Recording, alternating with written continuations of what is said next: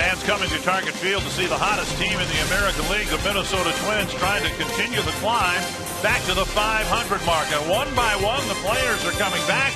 Joe Mauer returns to the lineup tonight after missing 58 games. And here we are at Target Field on a hot, muggy, steamy Friday night, along with the Hall of Famer Bert Blyleven. I'm Dick Bramer, and yeah, one by one, the regular players from the opening day starting lineup are returning in a big night for Joe Mauer tonight. Well, it was Nishioka yesterday that started at short. He's 1 for 4. Here tonight, it'll be Joe Mauer. Good to have Joe Mauer back. The club is playing very well, and how many times can you get a 3-time batting champ back in your lineup? Good to have Joe back. Fans are happy to have him back. The manager's happy to be back, and Joe Mauer's happy to be back. I can tell you that was so excited to walk into the clubhouse today to see the guys, see my teammates.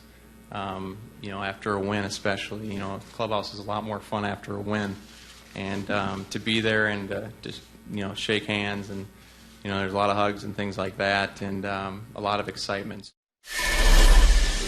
And he's coming back to a Twins team that right now is pitching and catching very well. Well, you know what? Joe Mauer's got his hands full because, Butera and Rivera did a great job of handling the staff while Joe was absent, especially over the last 13 ball games. But over the last 4 starts, look at that. The starters averaging 8 innings, and hopefully Brian Dunsing can do that here tonight. Yesterday, Tsuyoshi Nishioka made his Target Field debut. It was a successful one, with the Twins pulling out a win against Chicago. We'll have more on how it went yesterday for the Twins shortstop in just a moment.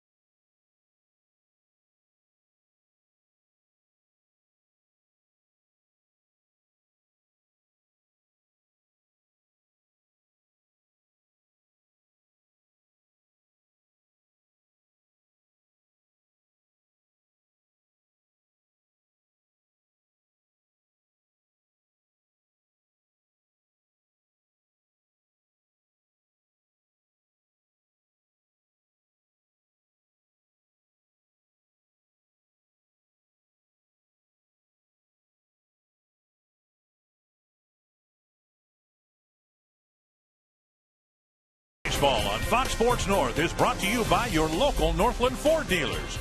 Visit your local Northland Ford dealer or go to northlandford.com. And by Menards. Save big money on all your home improvement needs at Menards. Welcome back to Target Field. First pitch just moments away with Ron Kuma. I'm Kevin Gordon. Tsuyoshi Nishioka back in the lineup yesterday at shortstop. Cowboy hat today, taking ground balls. Very, very entertaining. But he's a guy, Kevin, that this team really needs. They went out and got him because of his athletic ability, and he's been back. The one thing you're going to see is the way he moves at shortstop. He's much more comfortable at short than he was at second base. This play right here is what Gardy was expecting out of him. Great range and great movement. The one thing that they were wondering about in spring training and why he ended up at second base is this play. Does he have the arm strength to throw the ball across the infield on the ball hit to his right? Obviously, Gardy didn't think so. He goes down to Florida after he breaks his leg. All of a sudden, the guy's coming back, making that throw. His arm strength is up. He looks like a good quality shortstop, very quick on his feet. Successful comeback last night for Nishioka. A comeback today for Joe Mauer. He'll catch Brian Dunsing. The starters have been on fire just like the team. First pitch is next.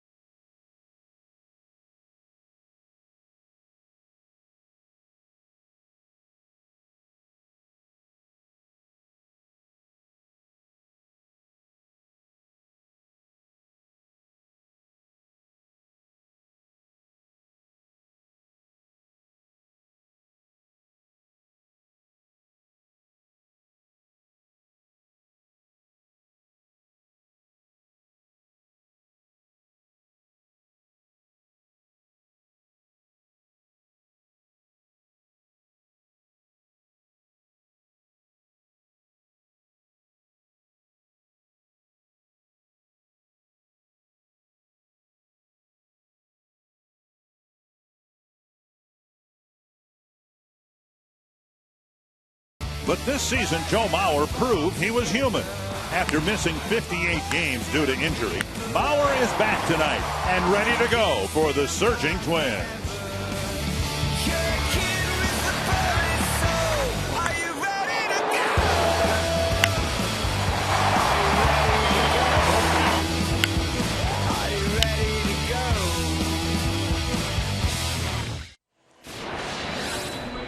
Well, it took a little more than 2 months and almost 60 games, but Joe Mauer has got his catching gear on, ready to take the field, ready to catch Brian Dunsing. You know what, Dick? This is kind of like opening day to Joe Mauer. I'm sure he's very nervous as you see him go up the steps right there.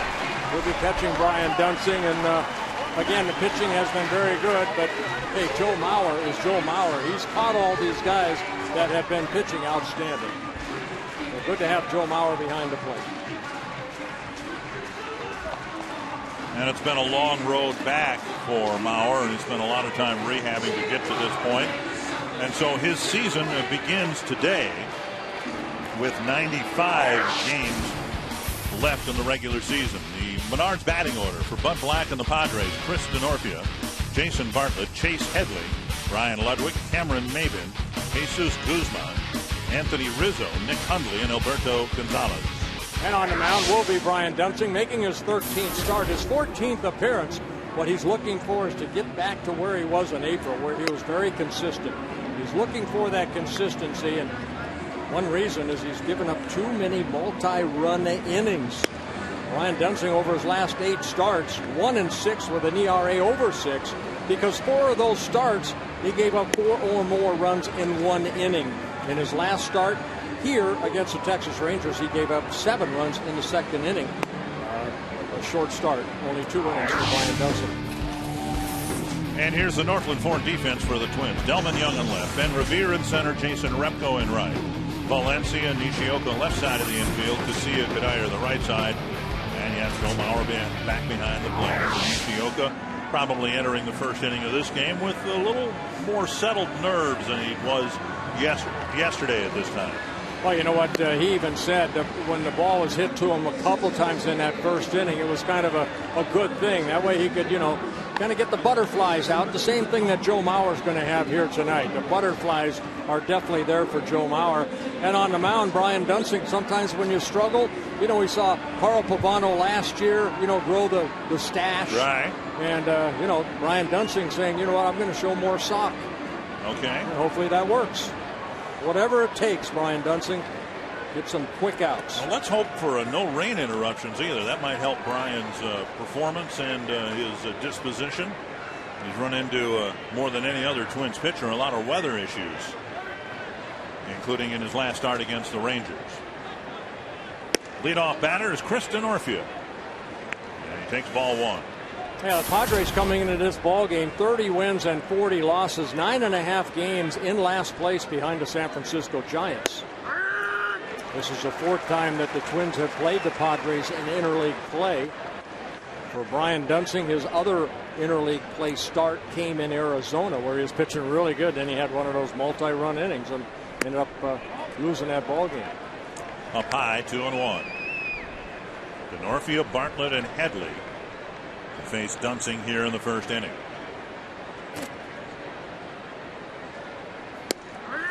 2-2 with Denorfia taking all 4 pitches.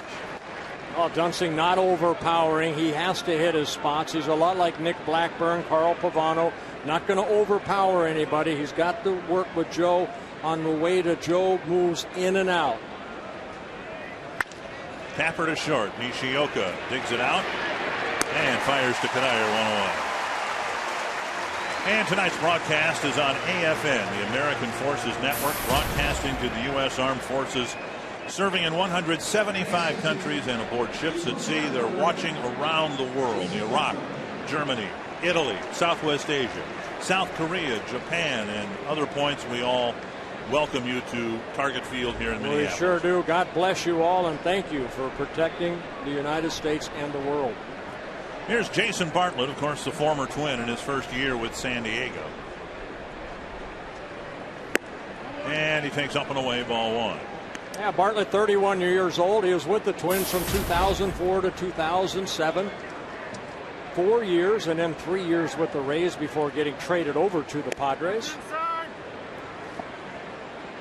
And remember, he started with the Padres. They're a 13th round pick back 10 years ago, and the Twins got Bartlett for Brian Buchanan. Soft liner, too tall for Nishioka, and Bartlett has a bloop single. So a 1-out single puts Bartlett at first with 1 down. Bartlett and Headley to the plate. Yeah, Bartlett leading the Padres in stolen bases. That's one area, not only the pitching, but they run a lot. They have stolen 64 bases on the year. And Nishioka trying something new, I guess, showing everybody that I guess the leg's okay. Well, I think he's had a time to watch our telecast. He's heard you talk about pitchers being the best athletes on the team, and I think he was not even close to being a pitcher. Come on. Here's Chase Headley. Twins coming into this series having swept the White Sox in a 2-game series. And over that 2-game series, Twins pitching staff got the White Sox to bounce into 6 double plays. Yeah, Dunsing's had 6 double plays turned behind him so far this year, making his 13th start, his 14th appearance. On the outside corner, and it quickly goes to 0-2. And Bartlett at first base, 12 stolen bases. He's been caught 4 times. Only the Mets have more stolen bases in the National League.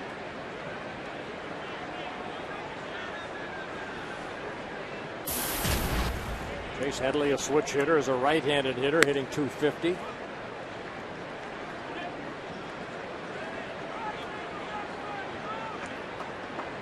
Padres really struggle to score runs, particularly at home. But their lineup really hasn't found any traction yet. And run scoring has been a big issue for this team. Yeah, the Padres last in hitting 231 in the National League. Also last in runs scored with 233. And they don't hit a lot of home runs. They've hit as many home runs as the Twins, only 39, the fewest in the National League.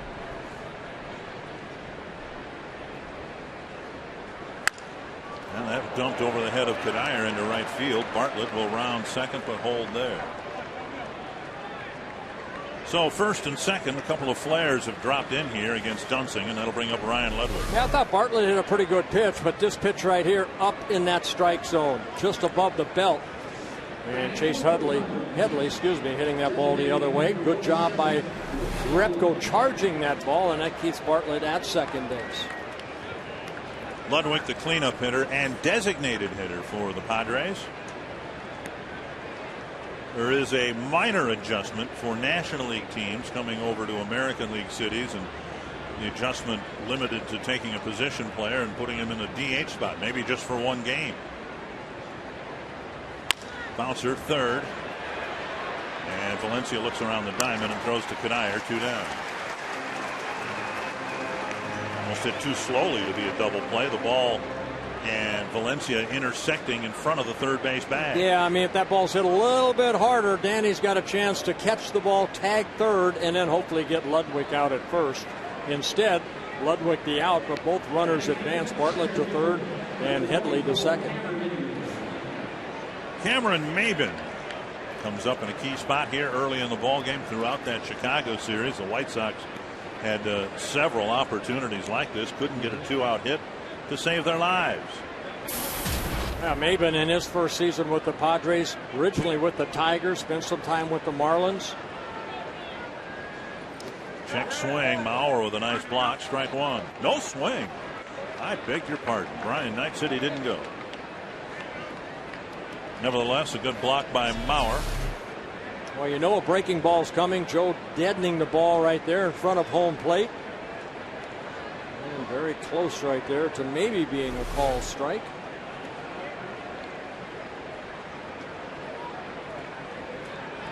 Maben, just 24 years old, already in his 5th season at the major league level. Came up with the Tigers for a little bit back in 2007. Swing and a foul, and Mauer takes his first foul tip.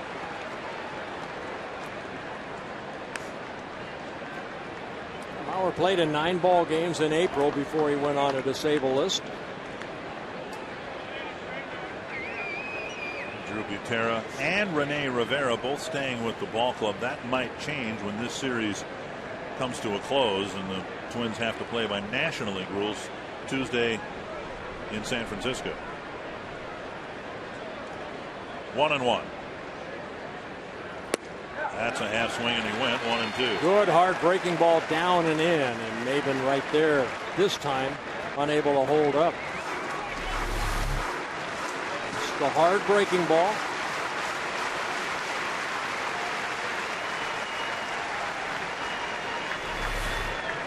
Maben prone to striking out, 189 at bats and 53 strikeouts. Right down the middle.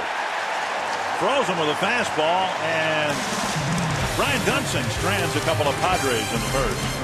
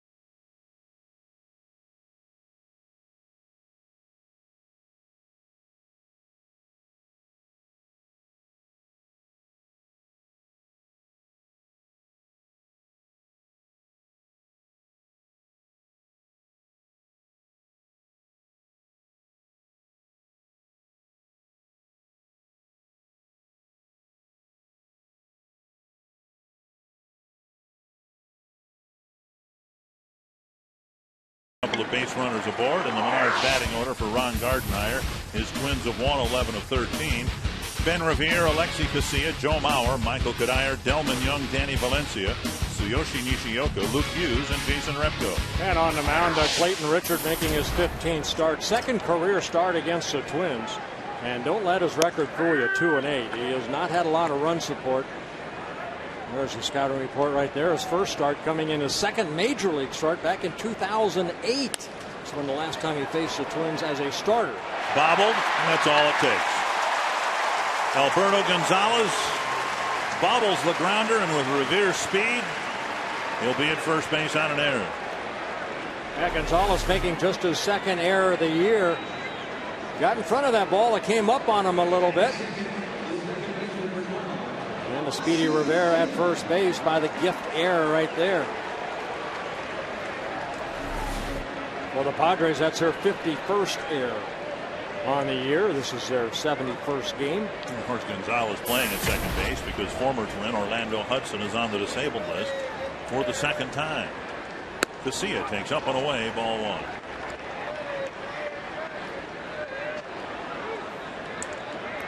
Ron Gardenhire did not want to disrupt Revere and Casilla in the 1-2 spots in the batting order, which is why Nishioka is hitting 7th tonight. Nishioka hit 3rd yesterday, but with Joe Mauer back on the active roster, that's his spot. And rather than tinker with the first two spots that have done a great job getting on base, they'll hit Nishioka lower. Yeah, Twins are 1-11 of 13 with this combination, so you stay with it. Revere checked at first. Twins stole 5 bases 2 nights ago with a right-hander, Gavin Floyd, on the mound. And with Mark Burley pitching yesterday, they didn't even try. Now Richard does not have Burley's pickoff move. And a foul tip. Casilla tried to pull the bat back. He said it hit him and not the bat. Hunter Wendelstedt saying that there was contact. Take a look right here. Casilla showing bunt. Yeah, clearly never touched his bat. Maybe he hit off the pad is on his right elbow. The count is 1-2 to Casilla. And Twins could easily have their 2 speediest runners on base with nobody out. Yeah, Rivera 6 stolen bases in 7 attempts. Good lead off of first base. Fouled back. Still 1-2. Richard doesn't have Burley's pickoff move, but he may have learned a tip or two from Burley because Richard came out of the White Sox organization. Yeah, he sure did. And you know what? I mean, this young guy, 27 years old, had a career year last year, a 14-game winner for the Padres, but not having a bad year this year except for the win-loss record. Coming into this ballgame, 30 walks, 2 intentional in 78 innings pitched, with 42 strikeouts. He's allowed 6 home runs, all of them to right-handed hitters. He has not allowed a left-handed hitter to hit a home run yet. Base hit right field. Revere at second, and the Twins have a threat with their speed aboard. And Joe Mauer coming to the lineup.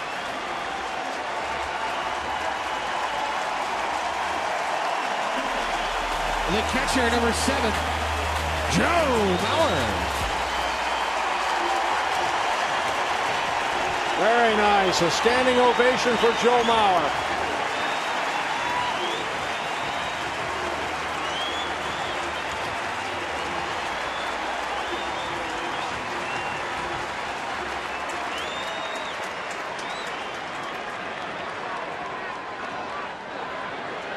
First and second, nobody out.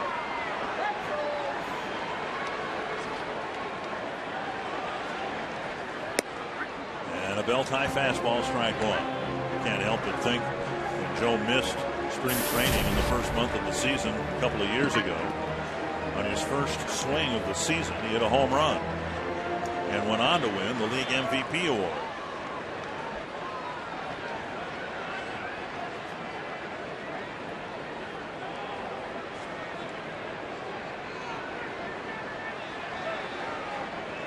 One strike to Mauer. front runner goes. And safe at third. He came off the bag and was tagged out. Revere had the bag stolen, and then he slid over the bag. Well, that's what happens when you're too fast. He just kept sliding.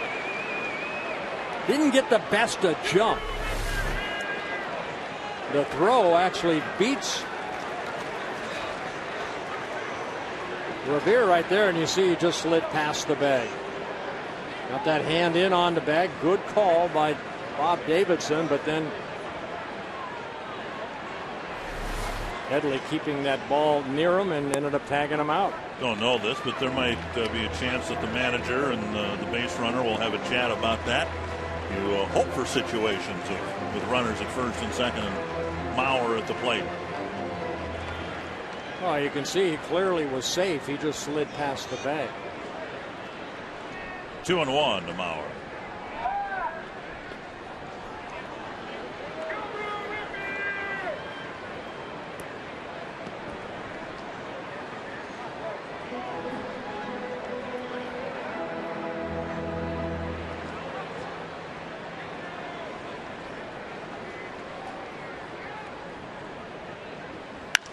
Lifted foul down the left field line.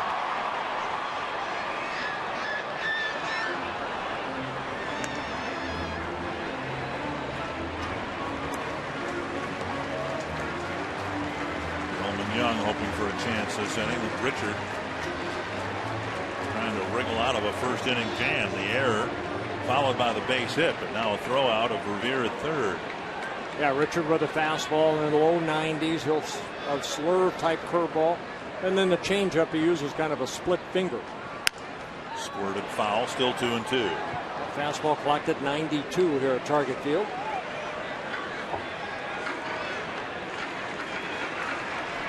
Mauer last year hit .327, third best in the American League. Saw the numbers on Richard, making his 15th start.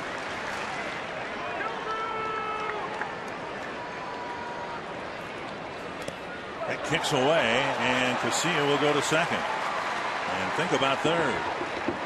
So a runner in scoring position and a full count to Mauer with first base open. Now, a wild pitch will be charged to Richard, his third of the year.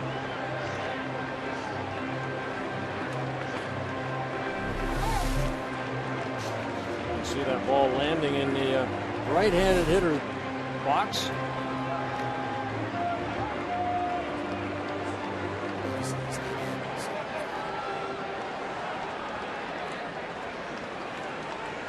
Full count to Mauer. Grounded up the middle and a base hit. Casilla around third. He's coming in.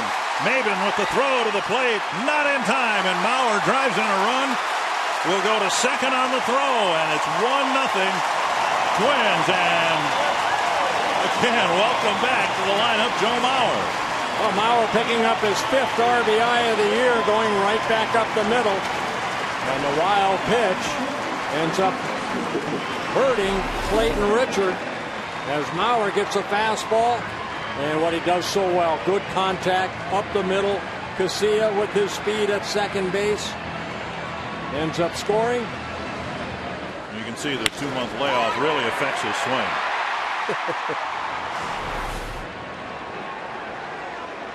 So 1-0 Twins. Going to second on what I presume will be yet another error charge, this time to Maben. The throw one-hopped the catcher and kicked away. That'll be an RBI single for Joe Mauer, and then the error allowing Joe Mauer to go from first to second. Here's Michael Kadire. Off the plate, ball 1.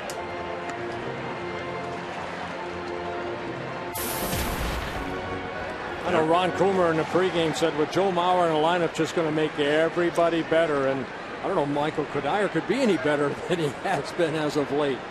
It's swinging a hot bat. It's been such a steady climb. It seems like every week when you look at Kadire's batting average, the second digit is one number higher, from 230 to 240, 250, 260, and now at 282.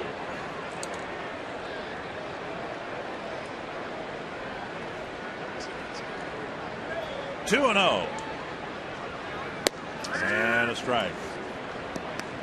And these are the type of climbs and batting average that you really enjoy if you're watching a team or a player, because it's steady rather than getting a 4-hit night one night and getting shut down the next. It's just been 1 or 2 hits, it seems, every game for Michael Cuddyer. That's down the left field line. That's going to be a long run for Guzman. That's a fair ball. And a double for Cuddyer. It cost him a bat, but it got him another run batted in. Well, the left fielder, Guzman, kind of put his hands up as he was running after that ball, like maybe he didn't see it right off the get-go. But Cuddyer ends up getting a double. And Mauer scoring. Got jammed right there, but the ball down the left field line. And the ball landing fair and then into the crowd. Well, here's Delman Young. Richard has yet to retire a batter. Should have gotten Revere on an opening ground ball. Gonzalez booted it. Up and away, ball 1.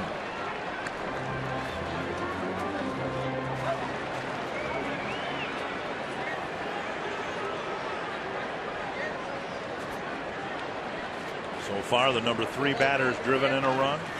The number 4 batter's driven in a run. 2-0 now to the number 5 batter.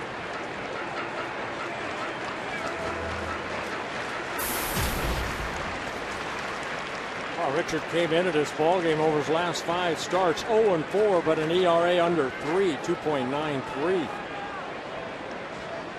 A couple errors made by his team behind him, not helped. And now 3-0 with Valencia on deck. Richard going from Chicago to San Diego in the Jake Peavy trade. Peavy, when he's been healthy, he's been pretty good. He just hasn't been healthy enough to suit the White Sox. And a 4-pitch walk puts Delman Young aboard. Northland Ford defense for the Padres. Jesus Guzman in left, Cameron Maben in center, Kristen Norfia in right, Hadley, Bartlett, Gonzalez, and Rizzo in the infield, and Nick Hundley behind the plate. Darren Bosley, the pitching coach for Bud Black. Quick trip to the mound.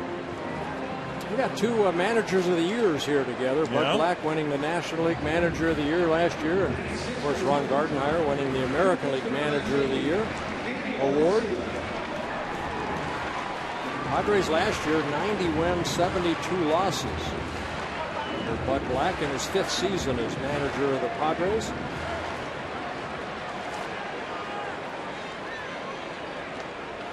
Well, here's Danny Valencia.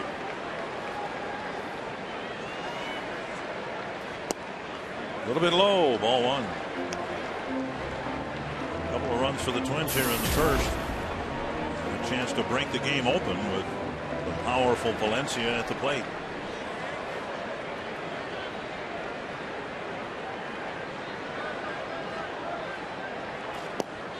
And that gets away from the catcher, and both runners will move up.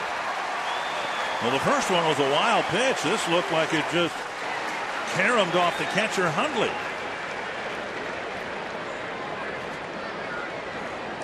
That'll be a pass ball charged to Hundley. Yeah, he just sometimes you just box him up, and that's what he did right there. So 2 errors, a wild pitch, a pass ball, and the Twins are 1 hit to the outfield away from jumping out in front 4-0.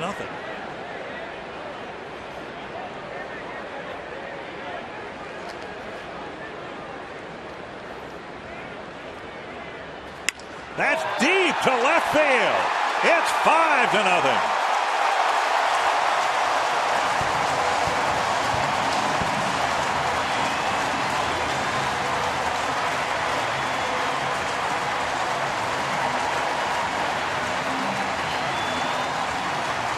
A second deck shot for Danny Valencia, his 6th home run of the year.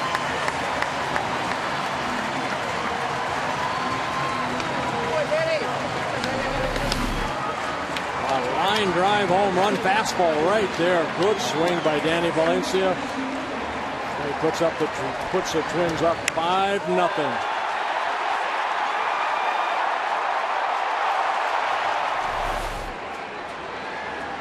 So now Tsuyoshi Nishioka.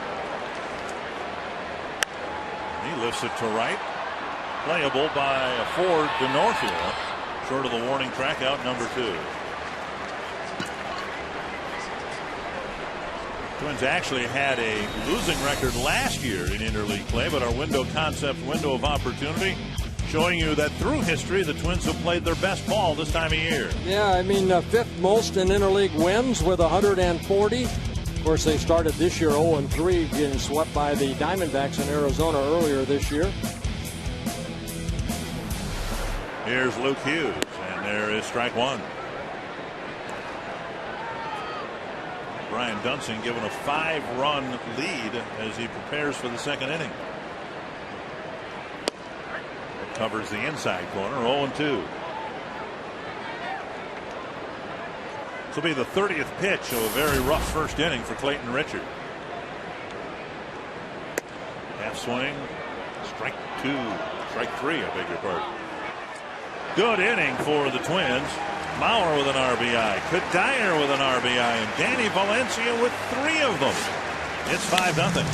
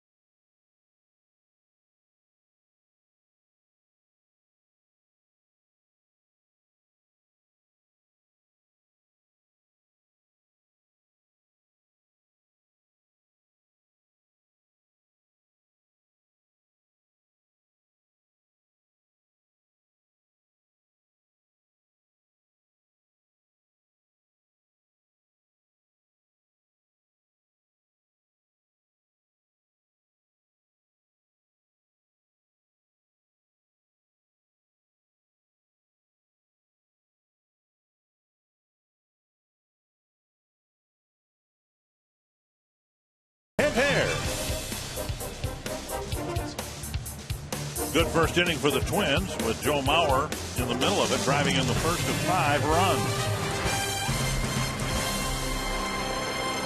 And now Brian Dunsing facing Jesus Guzman leading off the second. Yeah, Guzman just getting called up from AAA. Or he was really hitting the ball well. 332 down in AAA with 22 doubles, a triple, 8 home runs, and he drove in 57 runs. 1-1.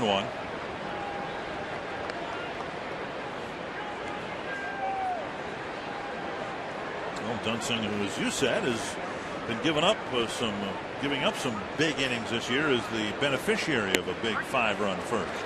Well, when you get 5 runs like Dunsing is, you don't want to change your game plan around that much, but you need to attack the strike zone even more. Down and in, 2-2.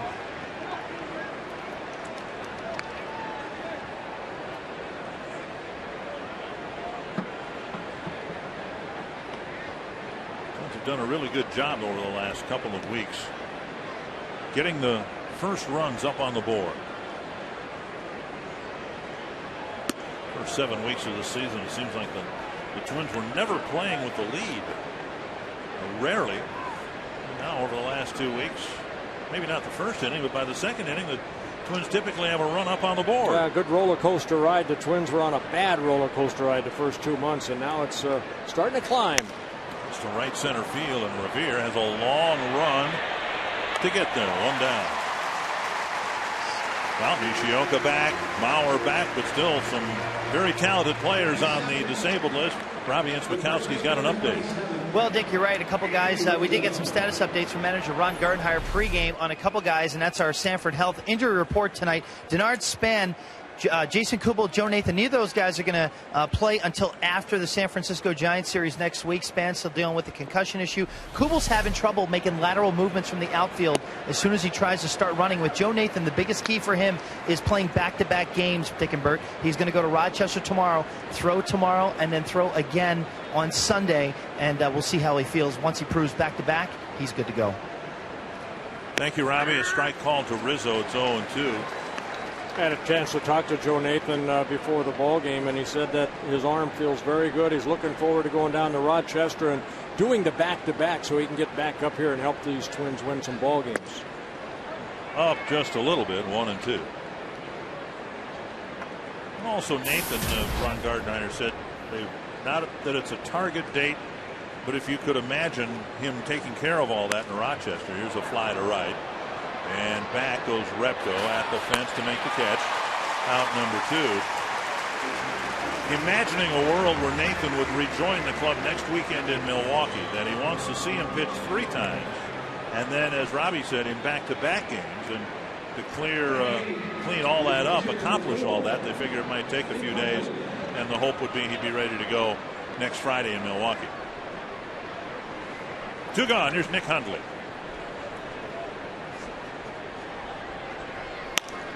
That's fouled into the seats. You know, that catch that Repko made right there, we haven't seen too many balls hit like that to where, remember that limestone that sticks out a little bit, Repko going all the way to the wall, and when he on his way back, he was kind of looking up at the limestone, so you know, it probably came very close to maybe hitting that. Sticks out about 10 feet. 2 strikes. Yeah, it sticks out more in toward the gap than it does down the line. Right. So it's much more of a factor right above where Repko caught that ball. Yeah, more the U.S. Bank rather than the CenturyLink sign. Down and away, 1-2. Well, while we're here playing the Padres, the Tigers are in Colorado playing the Rockies. There you get a view. You can see with the depth of the shadow there, the angle that's created by that limestone porch. 1-2 to Hundley. And Dunsing answers a 5-run bottom of the first with a nice, tidy top of the second.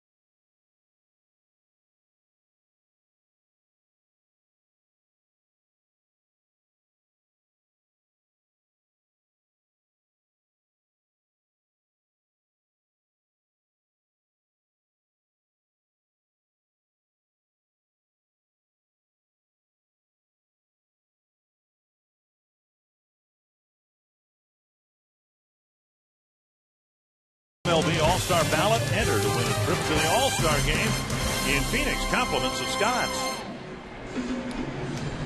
Jason Repko, the only Twins batter not to bat in the first inning.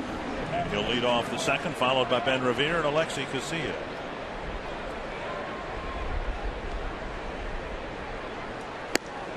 Pitch is up, ball one.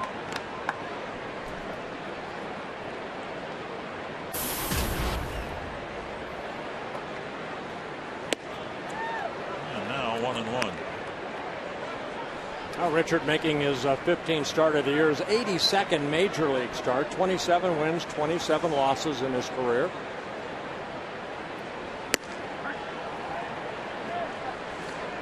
One and two. Richard, a big reason why the Padres were kind of the surprise team in the National League last year. They faded at the very end of the season, didn't get into the postseason on the last day. Oh, very good pitching staff Bud Black has put together, and the Padres. Just offensively, they've had a tough time scoring runs. And their home ballpark, part of that, one of the great pitchers' ballparks in the new era of ballparks. Repko strikes out. It's amazing.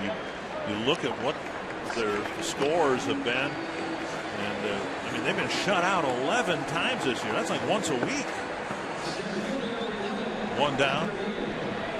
Well, Ron Coomer, good start for the Twins tonight with a 5 spot in the first inning. Those are always good, aren't they, Bert? And you're pitching, don't you like coming in with a five-run lead? It's in your favor, yes. But you know, when you look at our ball club here in the last 3 weeks or so, and the improvements that have happened, guys like Ben Revere have been unbelievable. Just watching him from the first time we saw him maybe in big league camp to now, this is a different, much more confident guy than we've seen for a long time. Bartlett can't make the play. So again, Revere's speed out of that left-handed batter's box, a big factor. It may have led to Gonzalez's error in the first, and it surely got him an infield hit here. Well, Bartlett, good range right there going up the middle, and really as a shortstop, there's not much more you can do what Bartlett tried to do, and that's play that ball off to his left and then try to put something on it on the throw. And Revere's speed just beat it out. You know, guys, in watching Ben Revere from when he first got here, and he hooked a lot of balls in the game and in BP, now all of a sudden you see him going with the pitch a lot more, hitting the ball through the middle, and understanding if he hits it on the ground, things like that and like the first inning are going to happen for him. Vavra hoping the Twins can back up a 5 spot with another run or two here in the second. Down and in, and it's 1-1.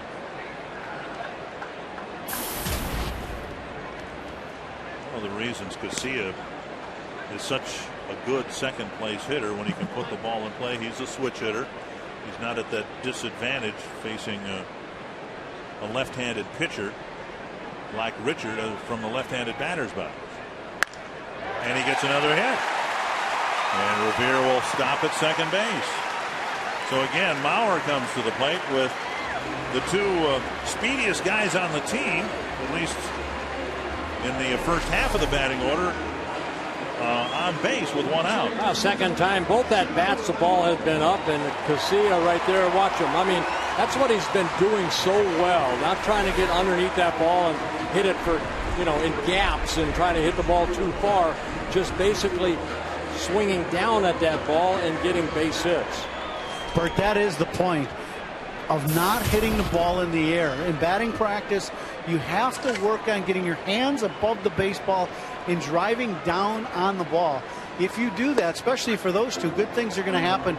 We have not seen a lot of high fly ball outs out of our speed guys for quite a while, and because of that, you look at the way the team has gone here in the last few weeks. Yeah.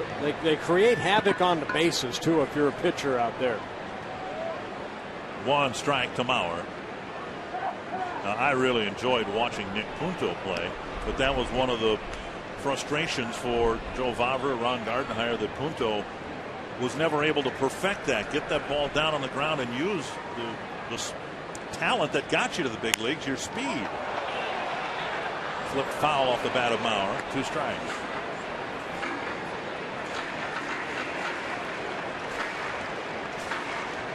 Casillas at first, Revere's at second, and Mauer with 2 strikes. Yeah, Mauer got the Twins on the board with the RBI single in the first inning, driving in Alexi Casilla.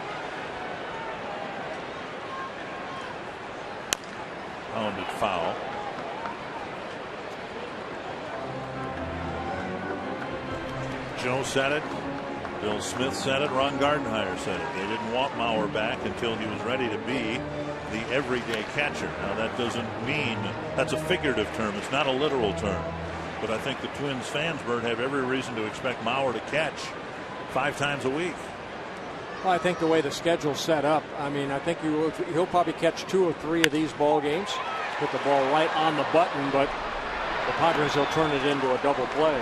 On to the 3rd inning. And the Twins up 5-0.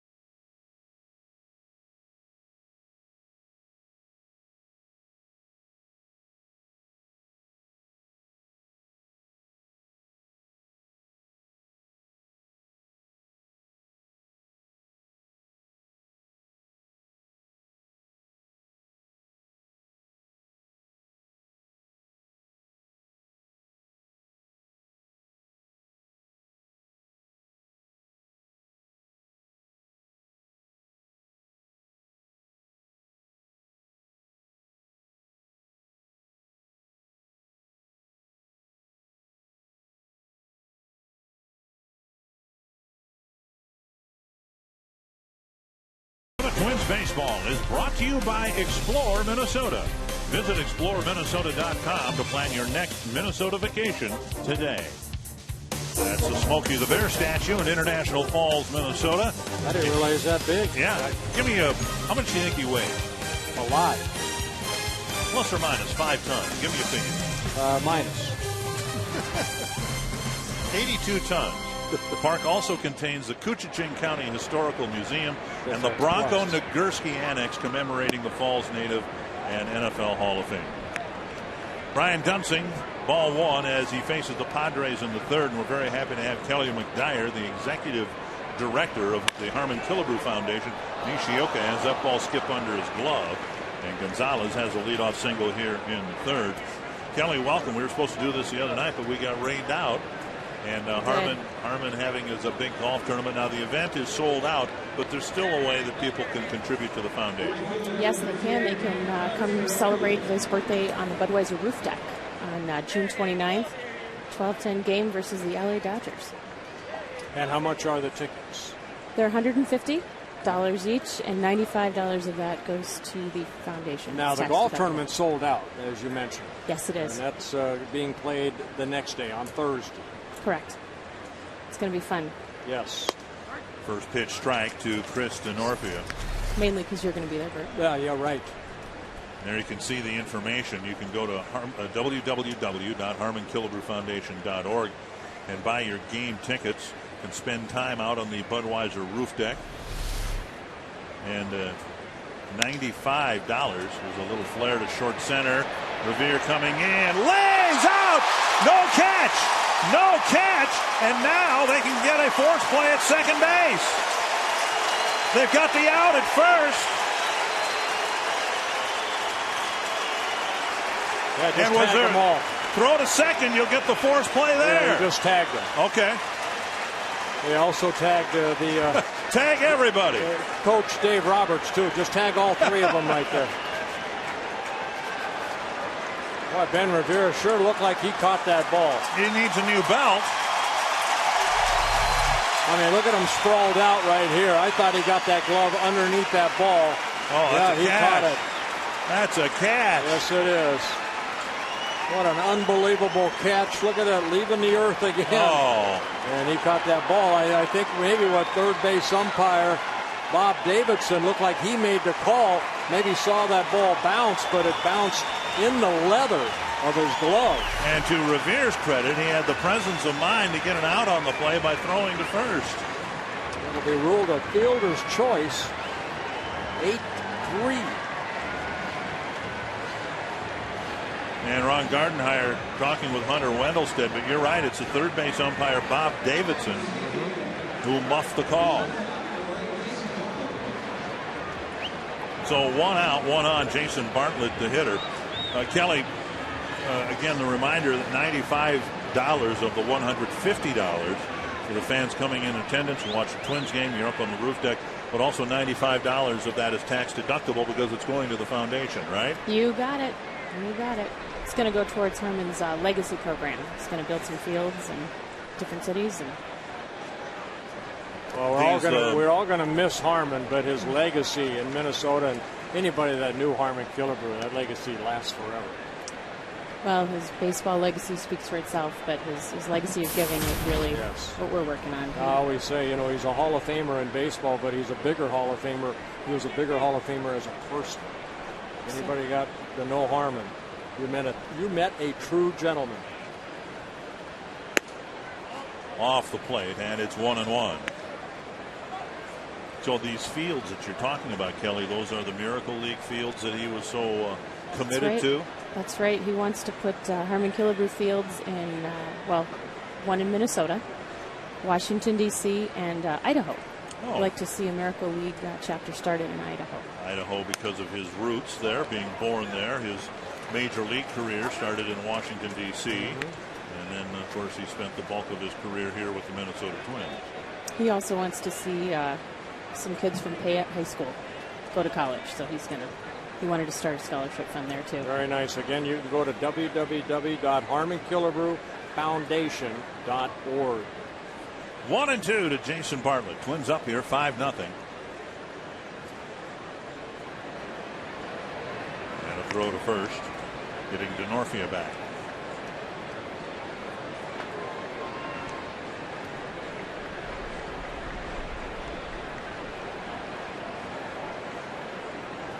Fitting, I guess, that the Dodgers are in town for what would have been Harmon's 75th birthday, because the Dodgers, of course, were the Twins' opponent in the one World Series that Harmon played in. 2-2. Well, he told us last summer he wanted to spend his birthday on the roof deck. So well, he'll be there in spirit. Yeah. 2-2. And Jason Bartlett. Single, got as far as third base in the first inning. Lifted to right, and that overhang may come into play again. No, not hit that far. Out number 2. And that'll bring up Chase Headley. I would imagine, Kelly, the commitment from the Harmon Killebrew Foundation is to keep events like the golf tournament alive and going forward, even though Harmon won't be there to greet everybody on the 14th, 15th hole like he used to. He won't be there physically, as Bert was saying, but his family is active, and Nita is wonderful. She's going to do her best to fill his shoes. Hadley singled his first time up, and this one down the right field line, and that's going to be trouble. Repko with his speed can't field it cleanly. It may lead to a San Diego run. Rounding third, and heading home is DeNorfia. And a double off the bat of Chase Headley puts San Diego on the board. Yeah, Headley's 19th double of the year. Repko gave it a good try. Now, we kind of lose that little area where we're sitting, but watch him go right here after the ball, and then couldn't get that one little hop right there.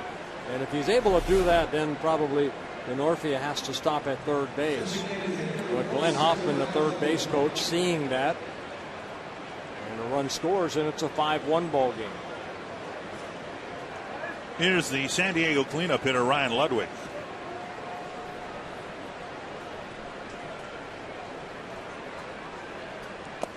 Down low, ball 1. 4 hits for the Padres. So far just a run, but they've had kind of a sloppy game here so far with a couple of errors. There's been a wild pitch, a pass ball.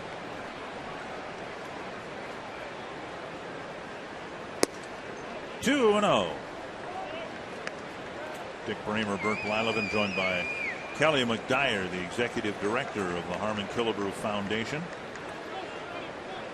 And Harmon's golf tournament at the very end of this month. But again on June 29th, if you'd like to contribute. A little fly ball to right field. And Repko comes in to end the inning.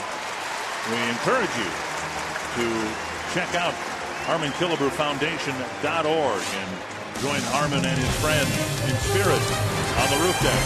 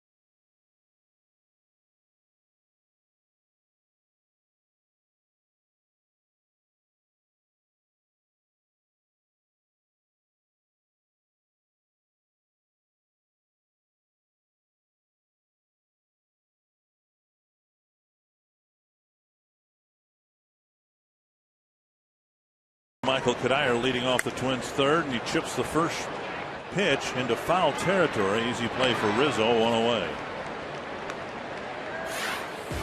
The 16 greatest moments in the Major League Baseball All-Star Game history are going head-to-head to determine which is the most memorable of all time. Go to MLB.com/moments and vote now for your favorite midsummer classics. Tune in to the 2011 All-Star Game on the 12th at 7 p.m. Central on Fox to find out who won. And pretty good chance, I would think, Michael Kadire is going to represent the Twins at the All-Star Game. Let's what do you hope think? So. I like it. I like your call right there. Also called 2 home runs today for Delmon Young. He walked and scored in the first. But he walked on 4 pitches. That's rare for Delmon Young. That's only the 8th time that Delmon Young has walked on the year. 178 plate appearances. Fouled wide of the Twins dugout into the photographer section. And Robbie Ince-Makowski wearing that one a little bit, maybe, or no? We hope so, but he's Ron Coomer's over there. He's up in the booth with us. Ron Coomer's ducking for cover. This one doinked down the right field line, and DeNorfia with a catch just inside fair territory, out number 2. And Twins baseball brought to you tonight in Sony High Definition. Beautiful summer night in downtown Minneapolis. A threat of rain, but so far not a drop has fallen. Another night game tomorrow, day game on Sunday, and then the Twins have another off day, and they'll play by National League rules in San Francisco and Milwaukee. Down low, a ball to Valencia, who clubbed a 3-run home run his first time up.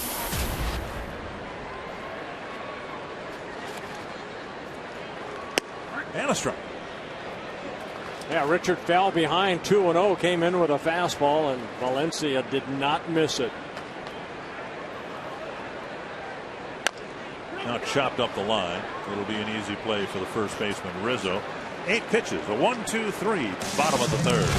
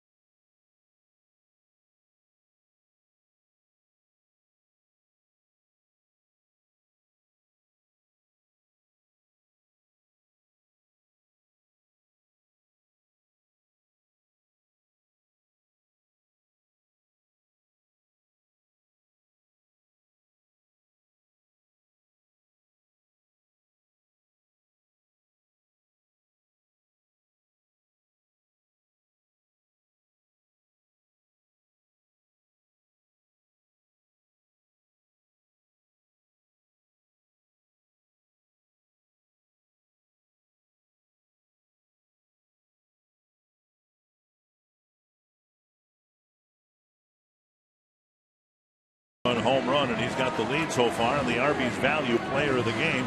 You can vote. Text the word value followed by a space in the player's name to short code 234-234. Ben Revere made a great catch that didn't count. He's gotten on base twice. Hasn't hit a ball out of the infield yet. But a good night for the Twins. Dunsing pitching to Cameron Maben, leading off the fourth. There's a bunt that he ran into him, and he's out. Yep. Same thing that Alexi Casilla did here the other day. He bunted the ball in front of the plate and then ran into his bunt. Maben, a speedster like Casilla, trying to get on and squares to butt, and then once you're out of that batter's box, that ball makes contact with you, you're automatically out.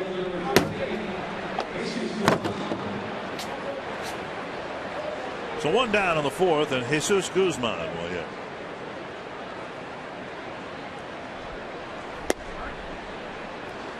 Guzman brought up to the major league club. Jorge Cantu was released, designated for assignment. Guzman signing as a free agent over the winter. He came up with the Giants back in 2009, played in only 12 ball games. So making his first major league appearance since 2009.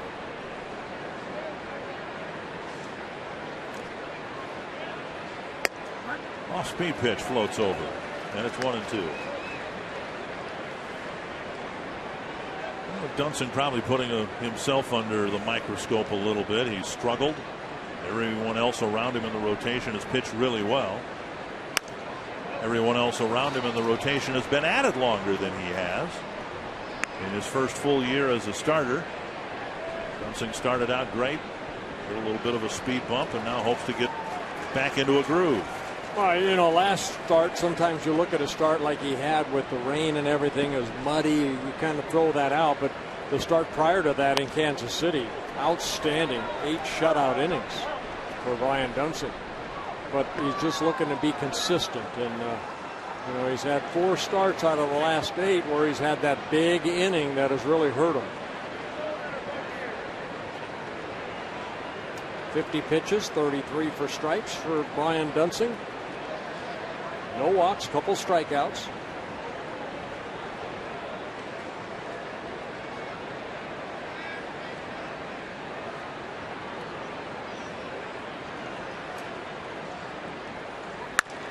Fly ball to right, and Repko near the overhang again makes the catch on the warning track. 2 down.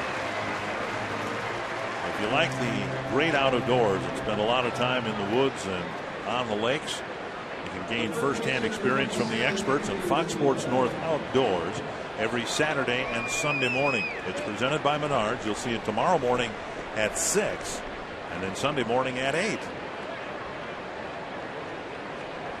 2 gone. Here's Anthony Rizzo.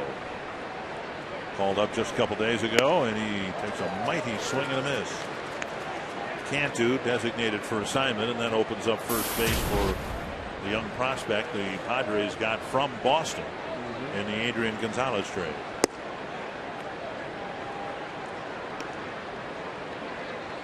Rizzo just 21 years old, out of Fort Lauderdale, Florida.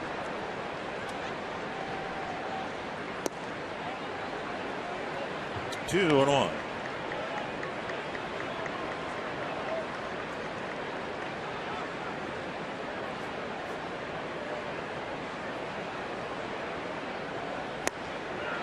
Two and two. A big uppercut swing right there by Rizzo.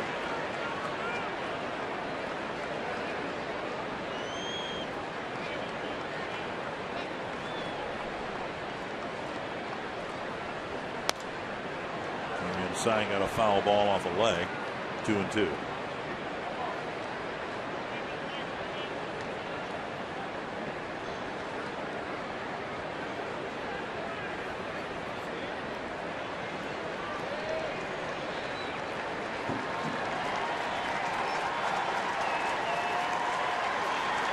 Dunsing making his 35th major league start, his 13th start here tonight.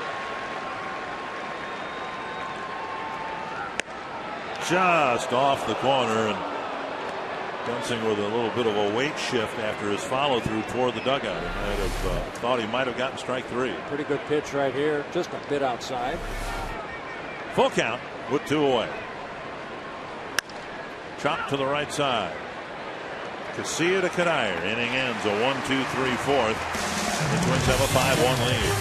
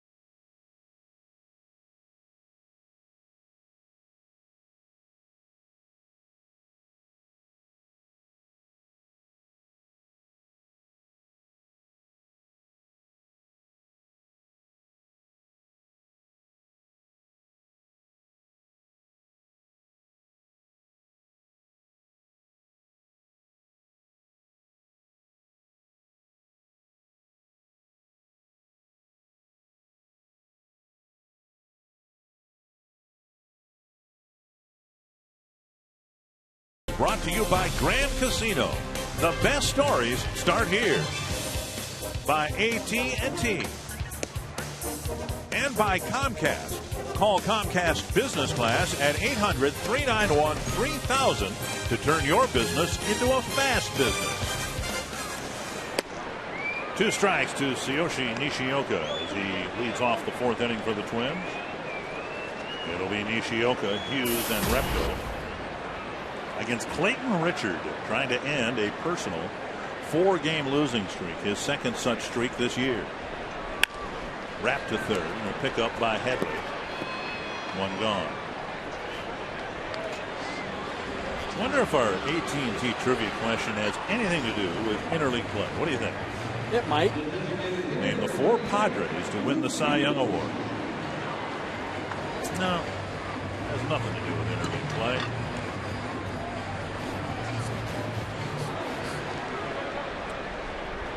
Randall Jones is one of them, isn't he? Yes, he is. Strike 1.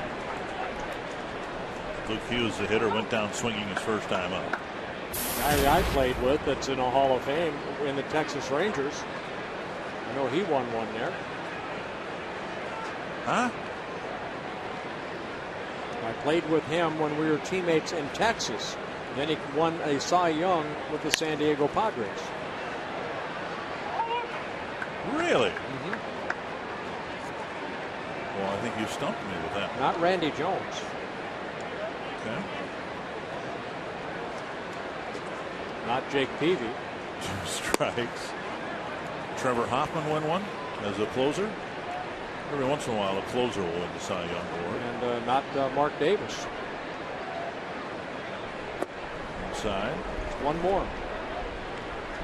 He played with you in Texas. Mm-hmm. And then he went to San Diego and won a Cy Young Award. Yeah, I mean, went with a lot of different clubs, but that was one of them.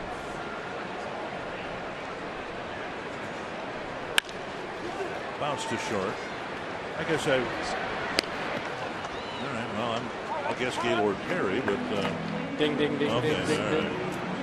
Well, you can ask a question of us online at carsoup.com/baseball. Max Daniels from Richfield wondering whether there's any chance Joe Mauer could still qualify and presumably win a batting title. It's going to be very hard. Player needs 3.1 plate appearances per game to qualify in a 162 game schedule. The number of plate appearances required is 502. Right now, with his 2 tonight, he has 39. So he would literally have to be the everyday catcher, I would think, for him to have any chance of getting 502 plate appearances. But he can hit 400 anyway if he wants. Sure. Down and into Repko. Well, Repko, a strikeout victim. The second for Clayton Richard. That coming to lead off the second inning. Up and away.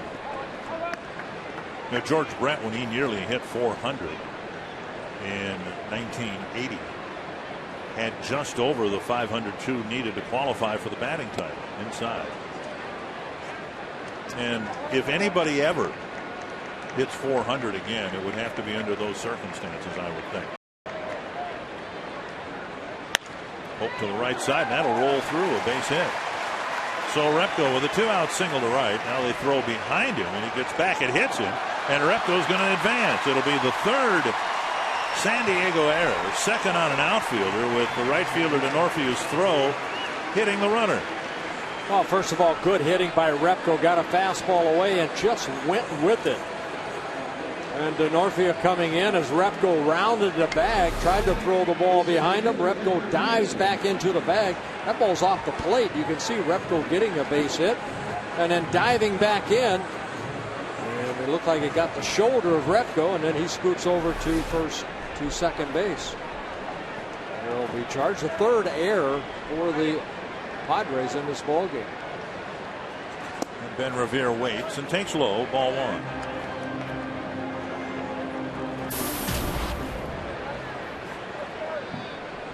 Trying to tack on another run here with a 2-out hit by Repko and the third Padre error, advancing him to second. Up high now, and it's 2-0.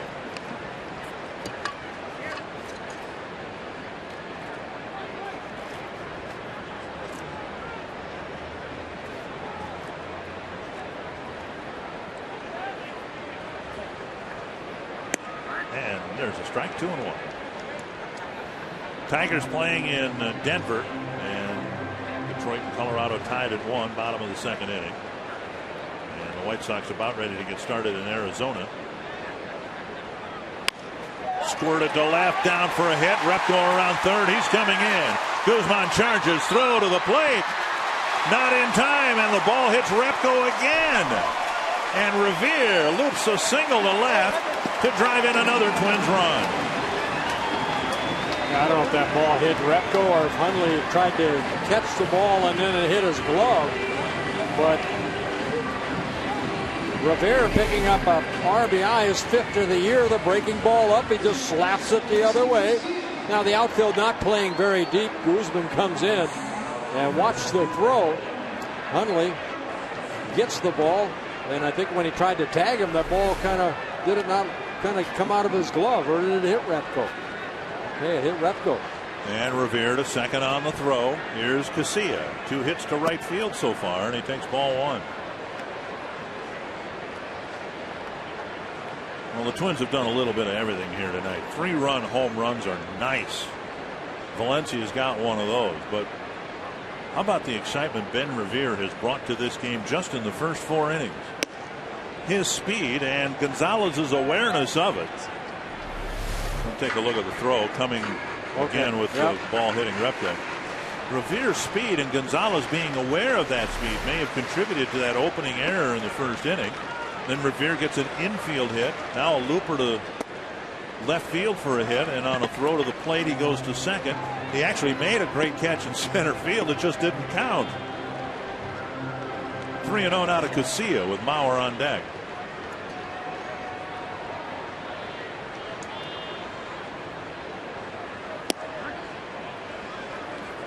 And 1. And if ever a team needed a burst of energy with all the wilting injuries that the team has suffered, it was the Minnesota Twins with Ben Revere's arrival. Chopper left side. Bartlett fires across to end the inning. But a couple of 2-out hits and a couple of Padre errors leads to another run.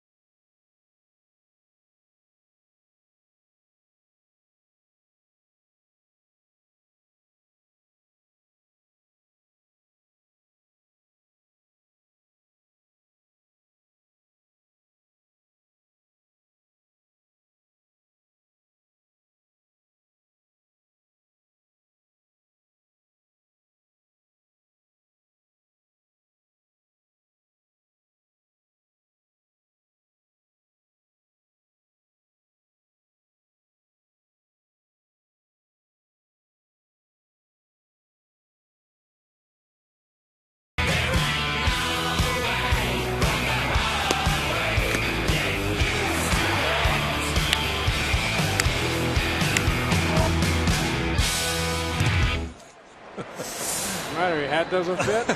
We're at Target Field.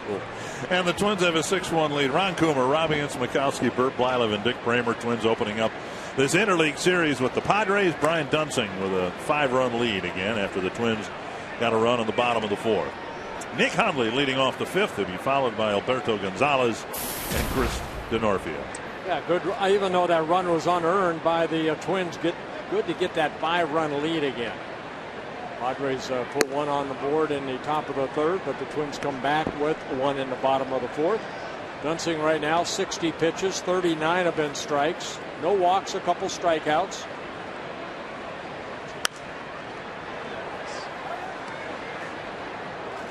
And it's 1-2 now to Nick Hundley. Here's Danae and also Jason. Welcome to the booth.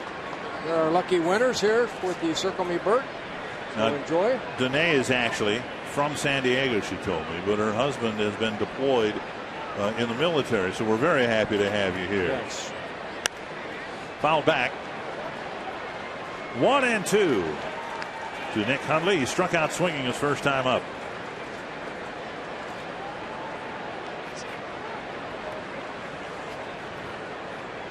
You look good in the cowboy hat. Yippee-ki-yay. His husband's in the Marines.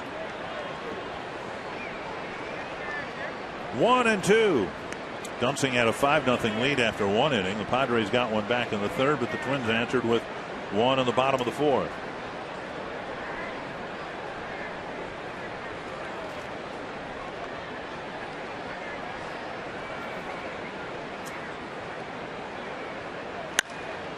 And cracked foul down the right field line into the seats. Padres struggling, as we said, to score runs, having been shut out 11 times already this year. They made a strong run and a long run last year to try to win the National League West. Came up short. Of course, the Giants out of that division ended up winning it all. Mauer hangs on to a foul tip for the first out of the 5th inning.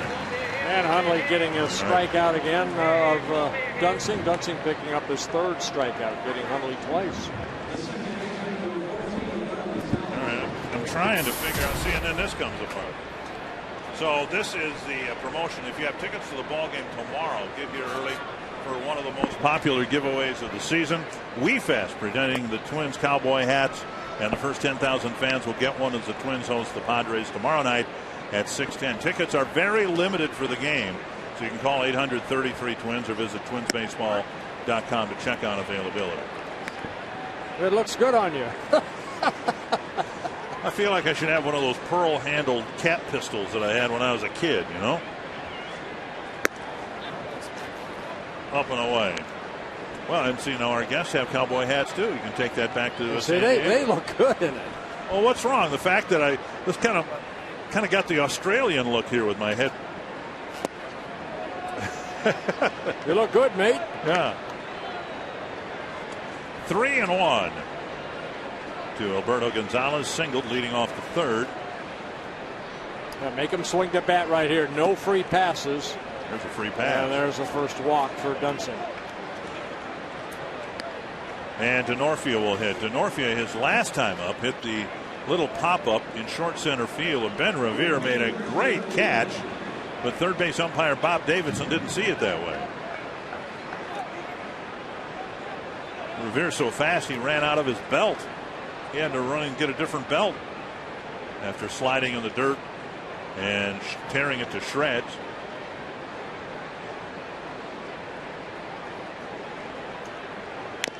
Fouled off a foot. That's going to hurt for a while. DeNorfia's first time up hit a ground ball to Nishioka. Yeah, DeNorfia in his 2nd season with the Padres, feeling that foul ball. He came up with the Reds back in 2005. Also spent some time with the Oakland A's.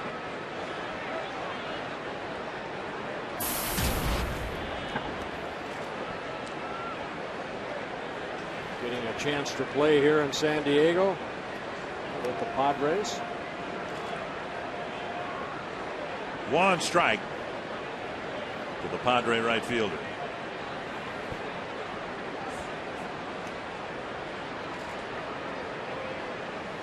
There's a base hit to right field. Gonzalez to second. He'll hold up there, and the Padres with a threat here. One gone in the fifth. And that'll bring Jason Bartlett to the plate. A single and a fly ball to right. Fifth hit for the Padres in the ball game. 4 singles and a double. The RBI double by Headley, who's on deck. Bartlett's bounced into 5 double plays this year. Dunsing's getting most of his outs on fly balls here tonight.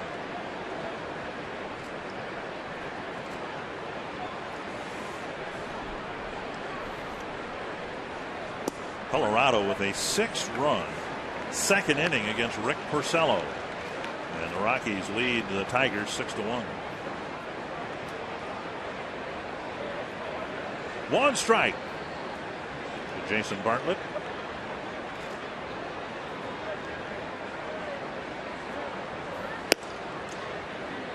Bartlett, of course, dealt from the Twins along with Matt Garza to get Delman Young over to Minnesota. Neither Bartlett nor Garza are still with the Rays, but both had a huge impact on that franchise and getting them into the postseason twice. They not only got in, they won a very tough division 2 times. Tap foul, 1-2. And with the White Sox leaving town and Ozzie Guillen renaming the Twins, instead of the Piranhas, he's calling them the Sardines now. You remember that Bartlett was one of those Piranhas that gave the Chicago manager such fits a few years ago. And now Ozzie Guillen calling Ben Revere and the Twins the Sardines. Being bothered by some bugs out there in the outfield. High and tight, 2-2. Yeah, Ron Coomer, you're down on that field right there. Dunsing, a little trouble controlling that fastball. Yeah, in the middle of the game, or in the middle of the game so far, it looked like there for a while, Bertie, he had good command of the heater, and what he was able to do is get some pretty easy outs and the fly outs. You know, the Padre hitters were just a little tardy. See that pitch right there? That's what we're accustomed to seeing from Brian. Hitters, they end up looking for something soft because they know he's a control guy, but if he can zip his fastball in, you're seeing right here. See, that's a great pitch because all hitters behind in the count off a guy like Brian are looking away, and he can freeze them in. That's going to be the key to his success down the road here for the rest of the season, to me, in this ballpark, is making hitters aware of his fastball. Then he gets them out with the off speed or flip it around like that at bat. Even though Fox Track showed that ball was a little bit inside, it's where Joe Mauer was sitting, and home plate umpire Hunter Wintelstead was sitting right over Mauer's shoulder. If you hit that glove, again, that plate expands from time to time. Well, we both know if you hit the glove, a lot of times you're going to get the call. 1-0 to Chase Headley. That wraps around the outside corner, 1-1. Remember when the Rays had such great success the first time winning the division? A lot of the players and the fans and even the coaches and manager, I think, got Mohawks. Bartlett still has that. 1-1. And now 1-2. Padres just finished a stretch of 20 games in 20 days. They actually had an off day here in the Twin Cities yesterday. And from here, go to Boston. Yeah, Dunsing pitch count 17 in the first, 22 so far here in the fifth. Needs to get an out right here. Dave Bryant had really good stuff today. Every hitter in the Padres lineup seems like they're behind on his fastball. 1-2 to the number 3 hitter for San Diego. Spin move, but nobody at second base in a Twins uniform.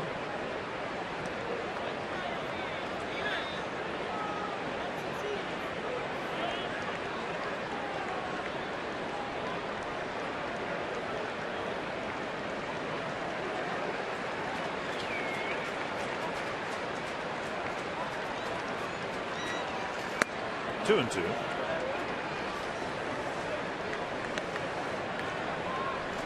Dunsing's had to throw a lot of pitches here. A couple of strikeouts, a walk, a base hit.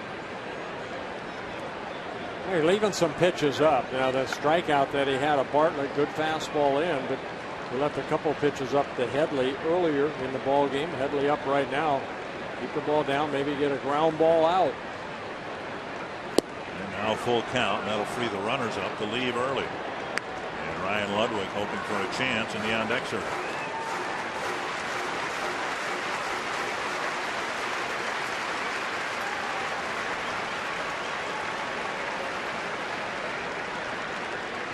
If we don't get the out right here, Dene and Jason are leaving. Coming from San Diego. That's down the line. Oh, you're out of here. Gonzalez will score. Denorfia to third. They're going to hold him there, so 1 run will score. With Headley cracking a double just inside the line, and it's 6-2. Well, second RBI double for Chase Headley, his 3rd hit of the ball game. Dunsing again looked like a ball left up, and Headley got the barrel of the bat out, hit it past Valencia between the line and Danny, right down that left field corner. And it's a 6-2 ball game. Rick Anderson coming to the mound, and another one of those key situations for Dunsing. He got out of a similar spot in the first inning, stranding 2 men in scoring position. He kept the damage to a minimum in the 3rd. And this is one of those situations you talked about. It seemed like in his recent starts, Dunsing would get in these pickles, if you will, and there'd be a crooked number up on the board. And I think this is a good trip right here by the pitching coach Rick Anderson to try to stop it right here. This is a big out. And it's the cleanup hitter, Ludwig, who's bounced to third and hit a fly ball to right. Ludwig also he has the most RBIs of any Padre. He comes into the game with 41. Ludwig in his 2nd season with the Padres. Came up with the Rangers, spent time with the Indians, and then also the Cardinals.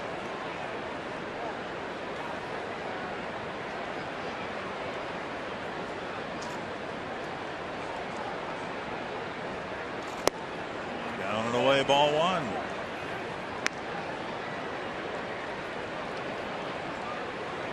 Be the 85th pitch for Dunsing here tonight.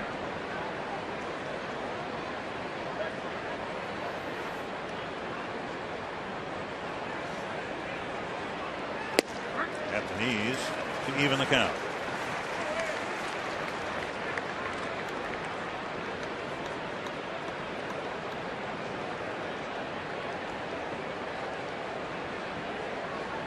Ludwig with that open stance in the batter's box.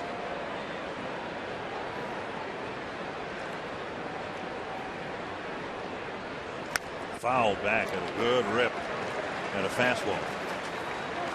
1-2.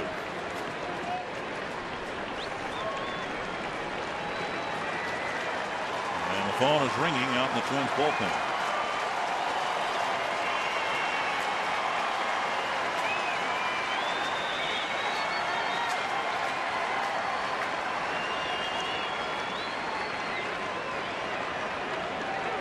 One and 2 to the Padre cleanup hitter.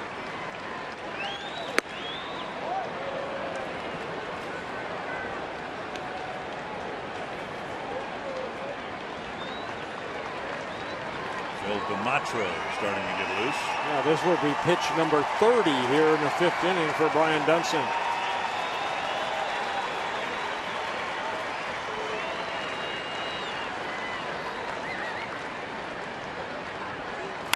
Bounce toward the hole. Nishioka picks it up, fires, got him! Great play by Nishioka to end the inning.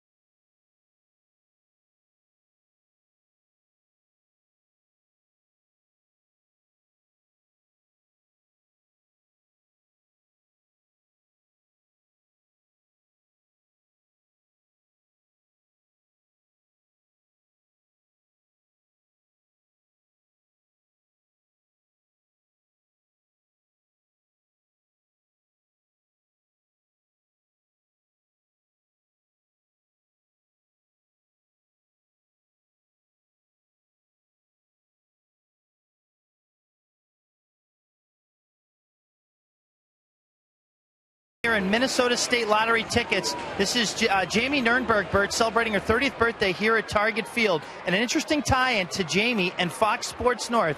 Your 8th grade gym teacher was? Kevin Gore. Tonight's pre- and post-game show host of Twins Live presented by CenturyLink, Kevin Gore. And what's even better is that her mom and Kevin used to have lunchroom duty together back in high school, and they used to hand out detentions to kids who are misbehaving. What about if the teachers were misbehaving? Joe Mauer leading off the Twins' 5th inning. It's a 4-run lead for the Twins. Dunsing's done a nice job limiting the Padres to 2 runs and 1 each in a couple of innings that could have unraveled on him. Mauer drove in a run with a single his first time up. In fact, the very first run of the ball game.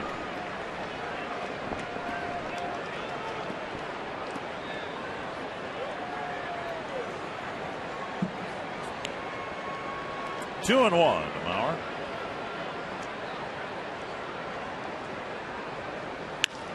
That's down the left field line, and Guzman crosses the line and comes up short. You know, I'm looking at you in that cowboy hat, and I'm thinking it reminds me of something. And it's not Jeff Bridges in True Grit, and it's not John Wayne in True Grit. I'm thinking more Slim Pickens in Blazing Saddles. I've been around campfires before. So, when was the last time you were riding a horse? Actually, my wife Gail, probably 3-4 years ago. Okay, all right.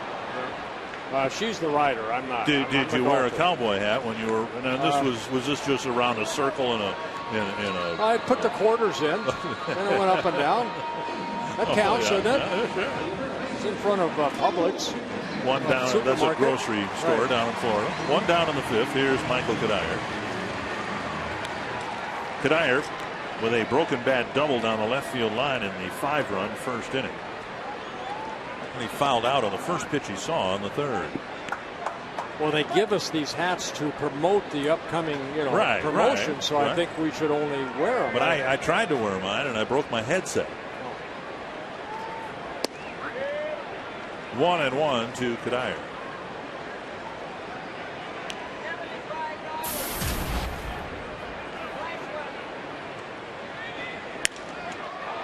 To left field, Guzman now retreating and makes the catch and crashes into the fence. That was a nice catch by the left fielder, but he had to fade back as that ball carried a little bit farther than he thought. Yeah, Guzman, who in the minor leagues played a lot of first base, not a lot of outfield. But I thought Cuddyer hit this ball off the end of the bat, and still look how far this ball traveled. Now, a little humid here tonight, so the ball carrying a little bit better. But what a nice catch, good concentration, and then Guzman banging into the wall. Look at the concentration, leaps up, and then hits the wall. Outside to Delman Young. I've got him for 2 home runs tonight, and he hasn't hit one yet, so this is a good time for him to do that. 1-1. Oh, yeah, good swing right there. Hit it all the straight back. Delman with just 2 home runs on the year. Yeah, you're really stretching it a little bit. You know, anybody can call 1 home run, but I don't think the Twins have had a player hit 2 in a game yet, have they, this year? I don't believe this year yet. So you've only got 38 home runs or 39, whatever it is. Fouled back. Odds of one player hitting 2 in a game aren't very good. We have, the Twins do, 40 of them now with Valencia's home run in the first inning. 2-2. Full count with Valencia on deck. Yeah, only the Oakland A's that have hit fewer home runs than the Twins.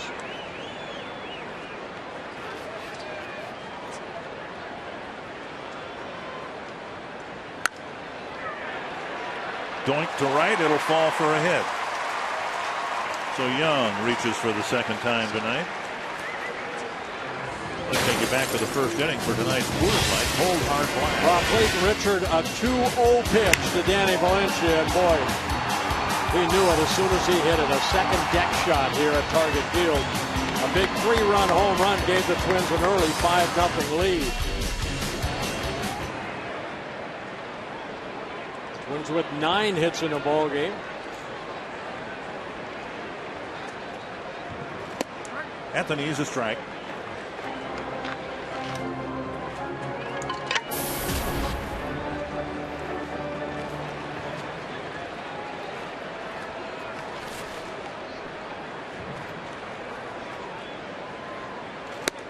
Just step back and look at Valencia's first 68 games. Actually, for him, 67. He's only missed 1.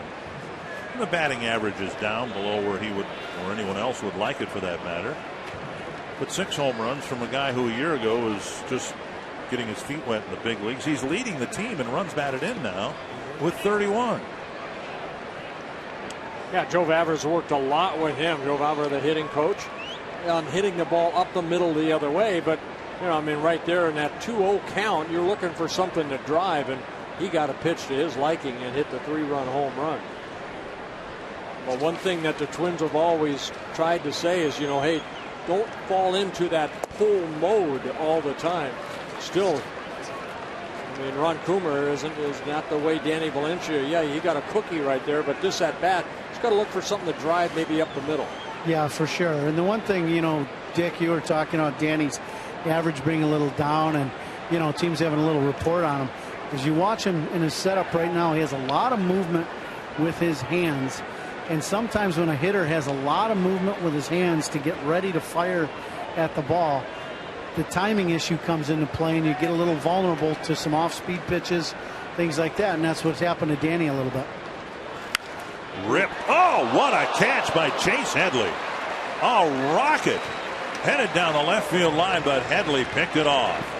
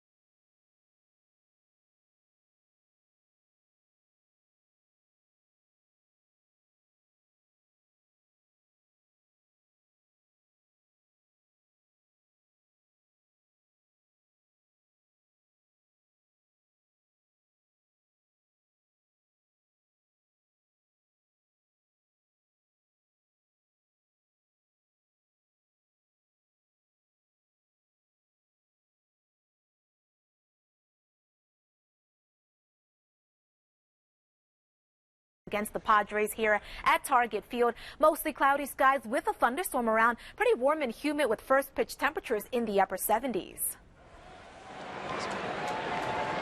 79 right now. Oh, come on. It's got to be more humid than 50%. It's got to be at least 80-85%, isn't it? You need to come down to Florida this time of the year.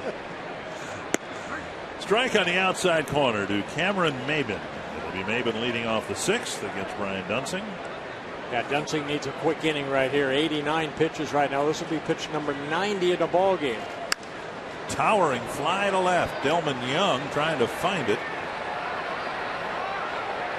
And he makes the catch. You know, that's something that we really haven't had an issue with here and in some outdoor ballparks. In the twilight hours, right about now, the ball tends to disappear, but maybe it's a function of the lighting here being so good, we really haven't had that twilight issue here. I can't recall one ball being lost in the early evening sky. No, we had one. I think was it Carlos Quentin had a little trouble with the lights on that what is a line drive, right, which normally you see. But no, I agree. A high fly ball, we have not had an outfielder lose the ball. One down in the sixth. And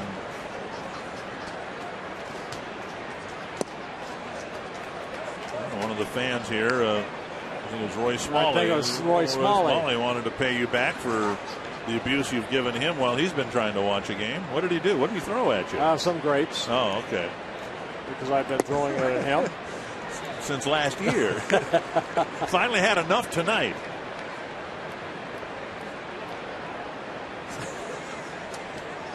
You don't learn, do you?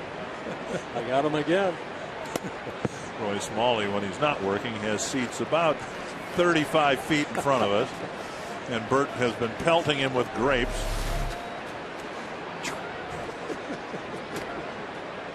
If you keep your camera on this, watch this.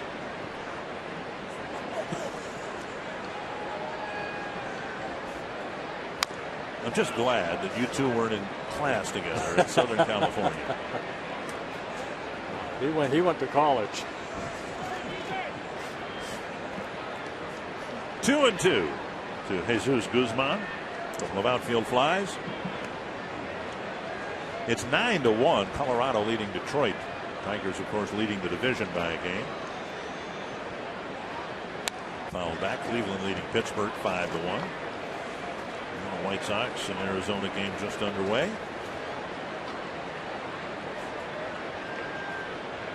Let's see, the Tigers won 2 out of 3 with the Indians to take over first place. Bounce to the right side. Oh, what a great stop by Kadire.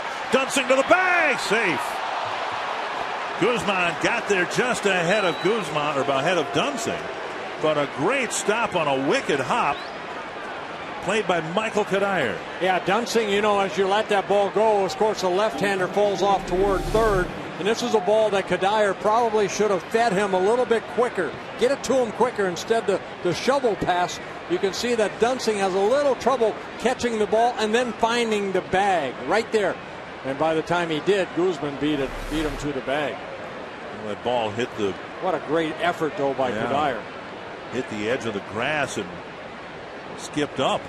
And Kadire stayed with the hop to snag it. Here's Rizzo. There's ball one. Yeah, we've done that on the instructional before, where that first baseman has to, go toward second base, or he does like Kadire does, and you'd like that ball fed to you before you get almost on that grass area, right onto the dirt. But with the shovel pass, of course, it's going to be a little bit slower, and Dunsing had a tough time catching the ball and then finding the bag. See if they can turn 2. Great stop by Casilla, 1 and not 2, and the ball gets by Kadire and goes into the photog section.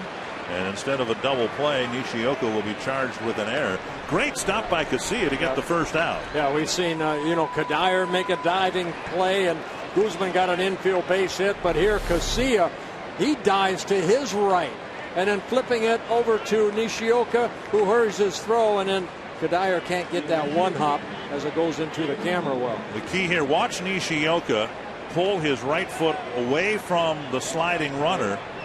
And that's exactly what Roy Smalley and you guys were talking about in the instructional the other night. And then he leaped right there to stay away from that sliding runner. So 2 down, a runner at second. And Hundley, the batter. First error on the Twins. Nishioka's second as a shortstop. Ball 1. There is a protective screen in front of the Twins dugout, but none in front of the photographer section. And we've seen a number of balls last year and this year from second base to first go into the photographer section. And these are all things that teams discuss and debate. Well, should we extend the screen past the dugout into the photog section? And the Twins, for whatever their reason, decided, no, we'll leave that part open. And if there's an overthrow from second to first, very likely the runner's going to get an extra base. 2-0 to Hundley. Dunsing has struck him out twice.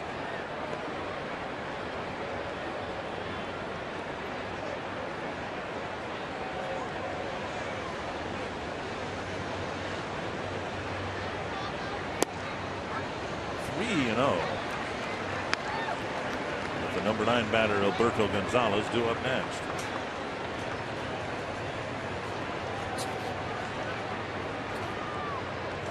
Alex Burnett starting to get loose. 2-1 is the count, not 3-0. And now 2-2. Dunsing over 100 pitches. He's just trying to complete the inning here in the 6th. And he'll probably yield to a very well rested bullpen. Twins had an off day on Monday, a rain out on Tuesday, a complete game on Wednesday. And a near complete game yesterday. Yes. Blackburn going 9 innings, or excuse me, 8. And Cap's picking up a save. 2-2. It's down the right field line and twisting. Foul, and again out of our view, Repko nearly made a nice catch. Time for the Century Link high-speed pitch. Well, Dunsing looking to get out of here in the 6th inning with over 100 pitches. He's been clocked as high as 95, as Clayton Richard has also.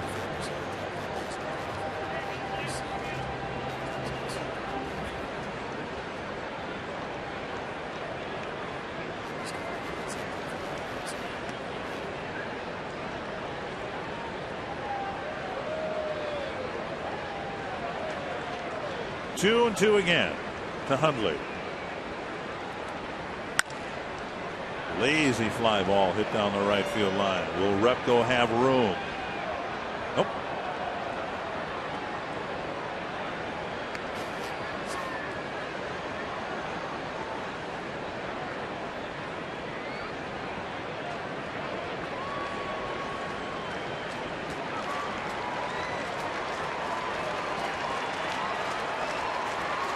Five early runs of support.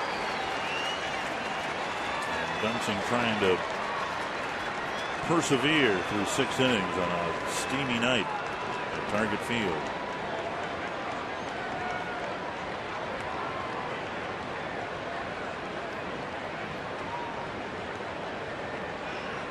Another 2-2. And for the 3rd time tonight, Hundley has struck out against Brian Dunsing. He comes off the mound having completed 6 with a 4-run lead.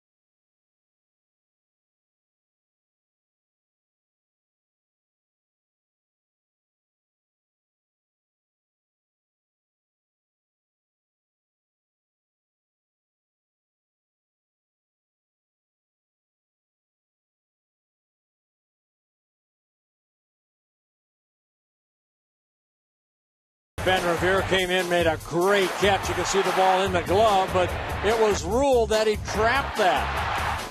But still, Ben Revere ended up getting an out on this by getting the runner at first base. Wow, what a great catch by Ben Revere. Sometimes you'll see outfielders dive for a ball and catch it, and they don't really have to dive for it. Well, back. That was a full reach at the end of a long run and dive.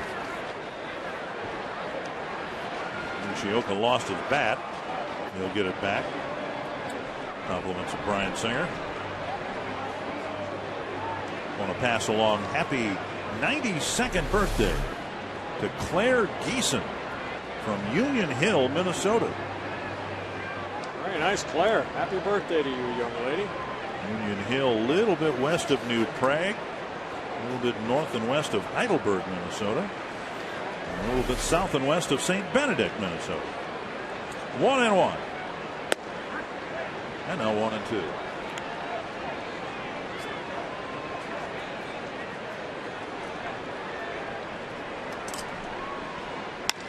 That's to the gap in left center field. And past Guzman. Nishioka to second with a leadoff double. Guzman sprinted to the gap, reached for the ball, but it wasn't there. Again, Guzman, normally a first baseman, designated hitter down at the minor league level. And right here, I mean, fastball down, trying to split that gap. Guzman going over there, just out of his reach. Even the center fielder backing up the play, but it's a leadoff double for Nishioka, his second double of the year. So Nishioka at second, and Luke Hughes will hit. Hughes 0 for 2, struck out in the first, bounced out to short in the fourth.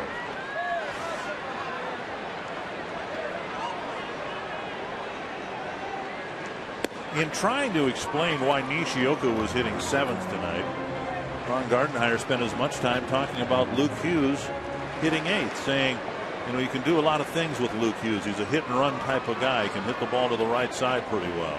Well, not on a hit and run, but this would be a good time to try to push the ball to the right side, advance Nishioka up a base, and Richard is working Hughes inside. Oh, yeah, you try to pitch him hard inside right here, so he'll try to pull the ball. Fastball, breaking ball inside, maybe a changeup. There's a changeup right there, but misses. Why a changeup? Because the barrel of the bat might get out front a little bit too quick, you know, where you pull the ball. Well, Pat Neshek, former Twin, warming up. 2-1. And Hughes lifts it foul down the right field line. 2-2.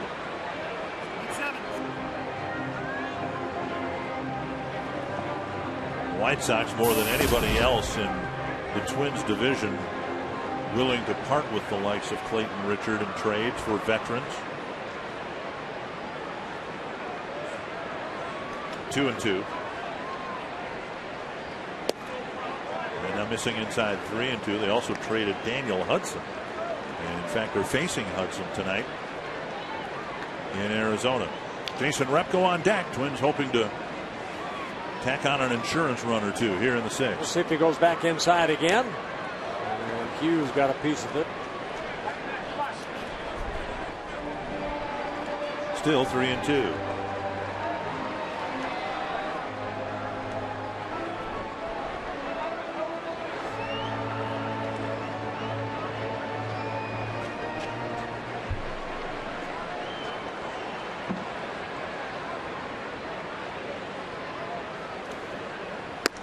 And he walked him. So Hughes takes first. And Repko comes up in an interesting situation. The NHL draft coming to St. Paul on Friday. You can log on to foxsportsnorth.com. That's 1 week from today. Click on the Fan Zone tab for the chance to win a VIP experience at the NHL draft, including draft tickets, a behind-the-scenes tour, and more. If you aren't a member of the Fan Zone, you can join now, fast and free, and it's all at the Fan Zone tab on foxsportsnorth.com. Pat Neshek's going to take the Target Field mound with runners at first and second, nobody out in the sixth inning.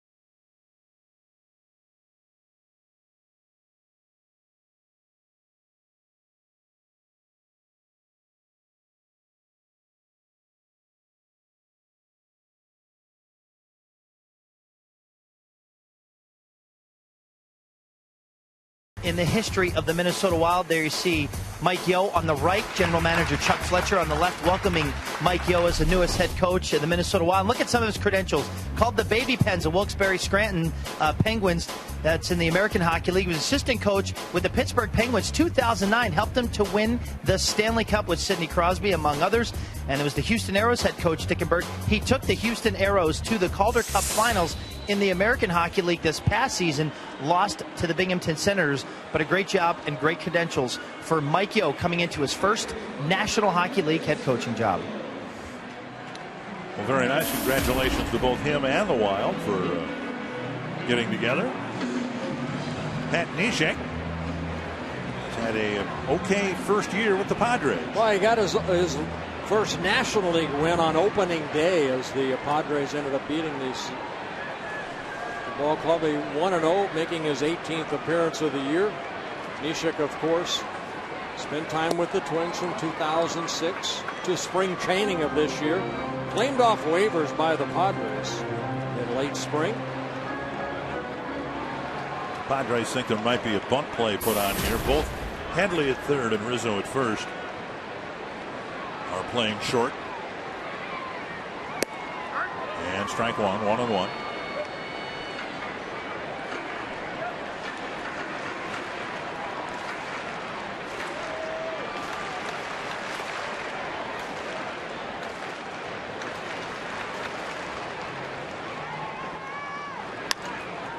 Lifted to short right field to Norfield with a running catch and the first out of the inning. Voting is ongoing for the 2011 All-Star Game in Phoenix. You can vote for your favorite Twins and your favorite players at twinsbaseball.com. Visit twinsbaseball.com. Cast your ballot up to 25 times now for your All-Stars. Vote early and vote often at twinsbaseball.com. Vote for Michael Kadire. One down, and Ben Revere to the plate. This is interesting again to reflect back to a year ago when of the 9 spots out there, actually 8 you're voting on. Last year was in an American League park, so I think the designated hitter was on the ballot. So we'll say 9 players that you could vote on. The Twins had 2 fan selections. Mauer behind the plate and Morneau at first base. 1-0 to Ben Revere. What an impactful game Revere has had here tonight. Great catch in center that didn't count. He's reached 3 times. He's driven in a run.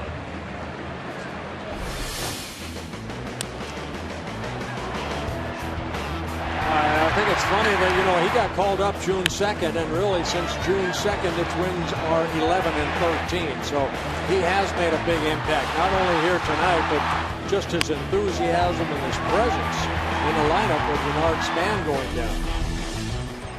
1-1 to Revere. The Twins have won 11 of the 13 games since Revere's arrival. Now 1-2. Twins were swept in Detroit on the last road trip. They were 16.5 games back.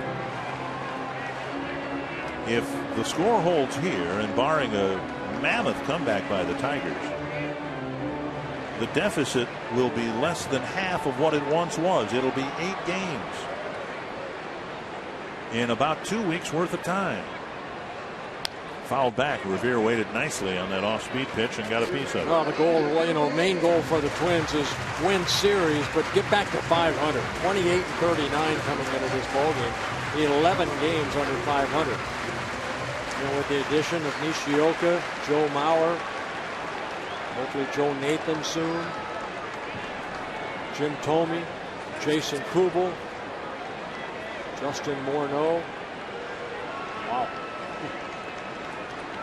Outside 2-2. Counting tonight's game, 95 games left on the regular season schedule for the Twins. Of course, in the last 8-10 years, the Twins have perfected the tortoise and hare routine where they get off to slow starts and end up winning it at the end. This would be the ultimate tortoise and hare comeback if you fall 16.5 games back 2 months into the season and end up winning it at the end. 3-2 to Revere.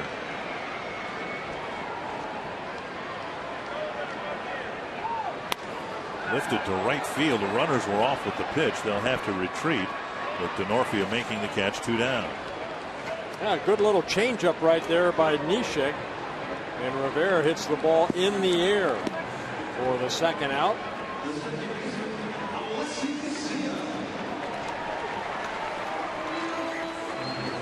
Neshek went through that Tommy John surgery. Talked to him before the ball game. He doesn't even think about it anymore. Said his arm feels great. Had the surgery back in November of 2008. Missed all of 2009. His numbers so far this year, the walks allowed numbers very high for Pat. Strike at the knees coming into the game with 17 2/3 innings pitched and 13 walks.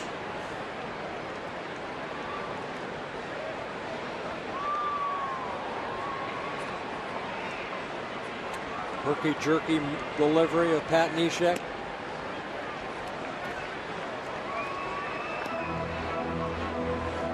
Beyond the Tommy John surgery, which certainly derailed his career, there was some thought, I don't know how much validity to put into it, but there was some thought that hitters adjusted to Pat's delivery.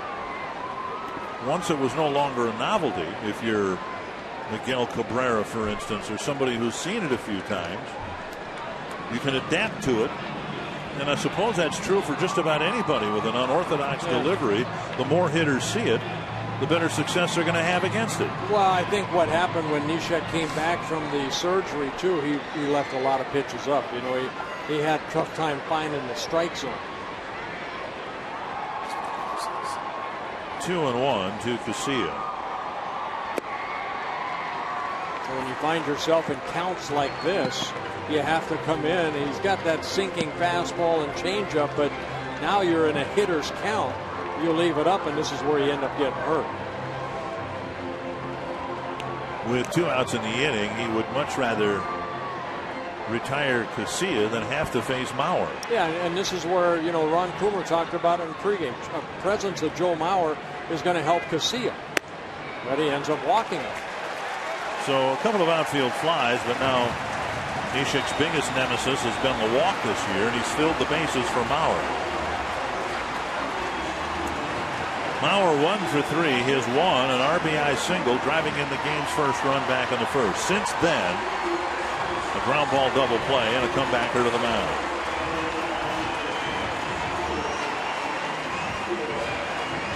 And of course, Mauer caught Neshek during his best years with the Twins.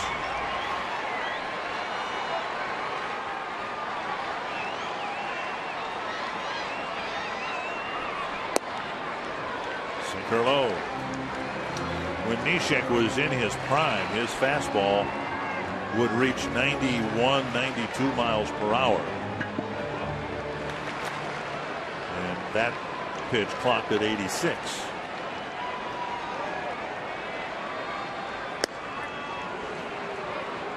One and one. Well, he's kind of one of those pitchers, Dick, that you don't really look at the speed gun. You know, you look more for movement from Pat Neshek, and with that herky-jerky delivery, the different angles he can generate on a baseball thrown toward home. And Mauer patiently taking 3 pitches. It's 2-1.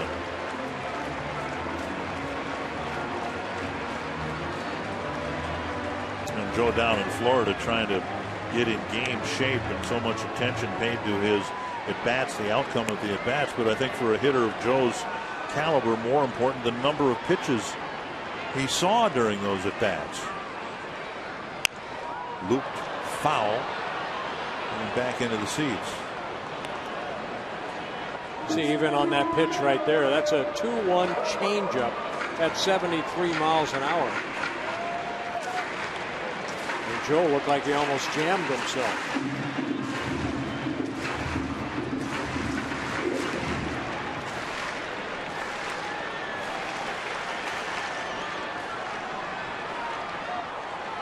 Two and two. To left field. And Guzman with the catch. The Twins strand a couple in the 6th inning and lead by 4. Alan Burnett will pitch next.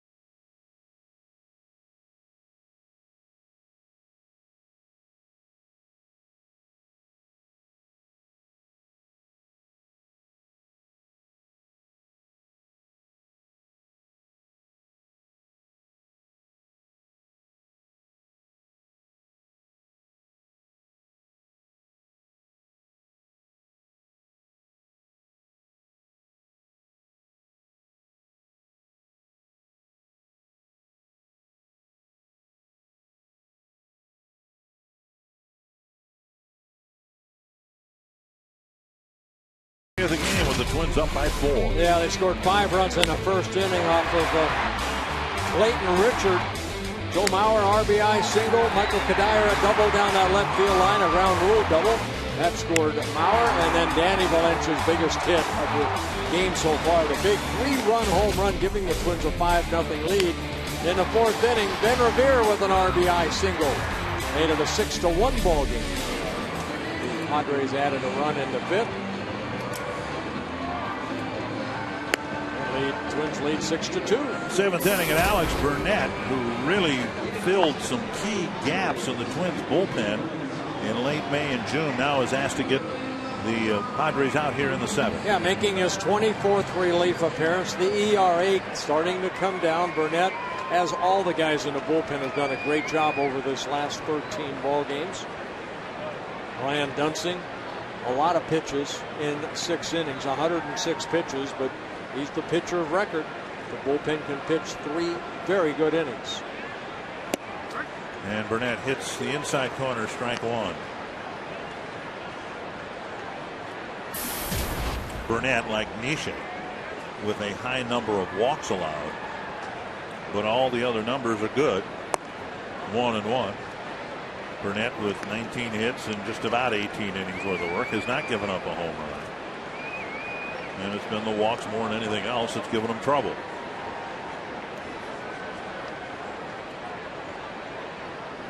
Swing and a foul. Big swing by Gonzalez at that. Now we're taking a foul tip. He's taken a couple of them tonight. Yeah, welcome back. Right off that mask.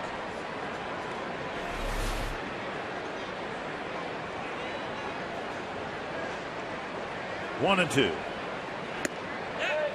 Check swing. They'll appeal. And it's 2-2.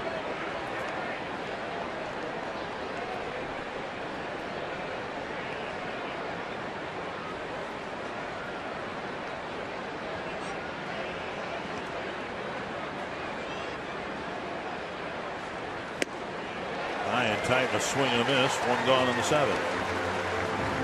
First time Twins were able to get Gonzalez out. A single in the 3rd inning, a walk in the 5th, and then the high fastball. And Gonzalez goes down swinging. Burnett comes in and gets the first out on a strikeout. Fox Strikes brought to you by Carrier this evening. Chris DeNorfia. A 1-for-3 night going. Singled his last time up.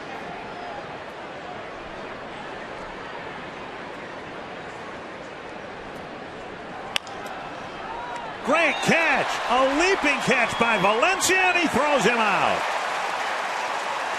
Playing in because of DeNorfia's speed. And Valencia goes vertical. And Danny Sanus, I told you I could dunk a basketball standing straight up because that's what he needed, straight up. Danny Valencia, good strong throw over to Kadire for the quick 2nd out. Got up high right there, and a good strong throw across the diamond.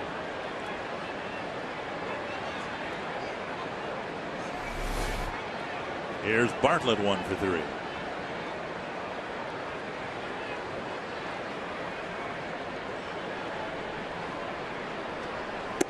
And a strike.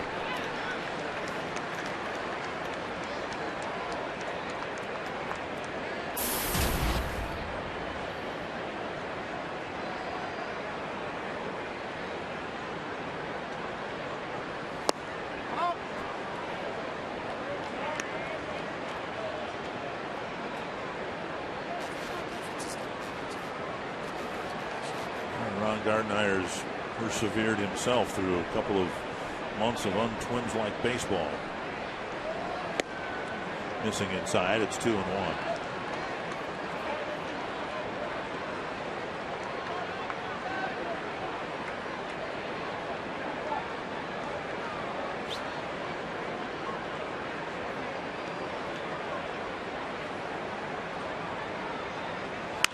That's to left, and it's down for a hit. Young gets it on 1 hop, a 2-out single in the 7th. Bartlett gets his 2nd hit of the ball game. If you're looking for a great place to get a great Father's Day gift, how about the Twins apparel and merchandise from a Twins Pro Shop or the Majestic Athletic Clubhouse store at Target Field? Pay a visit this weekend. Check out the great selection, all sorts of good gear at the Pro Shops or the Majestic Athletic Clubhouse store here at Target Field. Well, Chase Hadley's got a good night going. He's 3 for 3. He'll hit left-handed against Alex Burnett. Yeah, he's drove in both the runs for the Padres here tonight. A single in the first, an RBI double in the third, and then an RBI double in the fifth. Now hitting from the left side of the plate where he's hitting .286.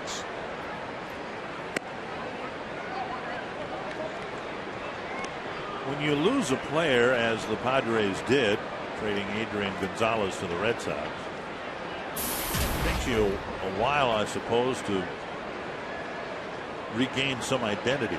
And just based on talking to the people who follow the Padres, they're kind of still in that stage where they really don't have a marquee player that they can build around. This guy, Headley, might be the closest thing they have. I think over the last 3 or 4 years, the Padres' high draft picks, the 1-2s, just have not panned out. Now, in Double-A, they have a team in Double-A, a lot of young, talented kids that are right now, they're 49 and 11 in Double-A, and very good, talented. So they're maybe, kind of like Kansas City. They're relying on some of the young kids to finally come up and be the next Adrian Gonzalez. But they've been apparently quite willing to get rid of Adrian Gonzalez's players that they could build around. Jake Peavy, although he's been broken down with injuries since going to the White Sox. Well, their best draft guy was probably Tony Gwynn. You have to go back a long way. 2-1. And a base hit to right. A 4-hit night for Headley. The Padres trying to put together a 2-out rally here in the 7th. Well, one thing about Alex Burnett, you fall behind. His fastball doesn't have the sink. It's pretty straight. And that's what Headley did right there. He kind of got the count in his favor. There's the fastball. See, not a lot of movement. And Headley gets his 4th hit. And the 9th hit for the Padres. So Ludwig, their cleanup hitter, comes up. He came up in a key spot in the 5th. Nishioka made a great play at short to end the inning. There were 2 men in scoring position with 2 out, and Nishioka snuffed out the rally. Glenn Perkins just activated for the game, starting to get loose.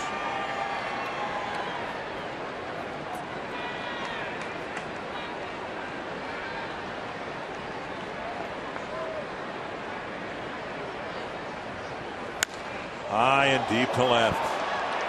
And Ludwig has brought the Padres right back into it with a second deck shot.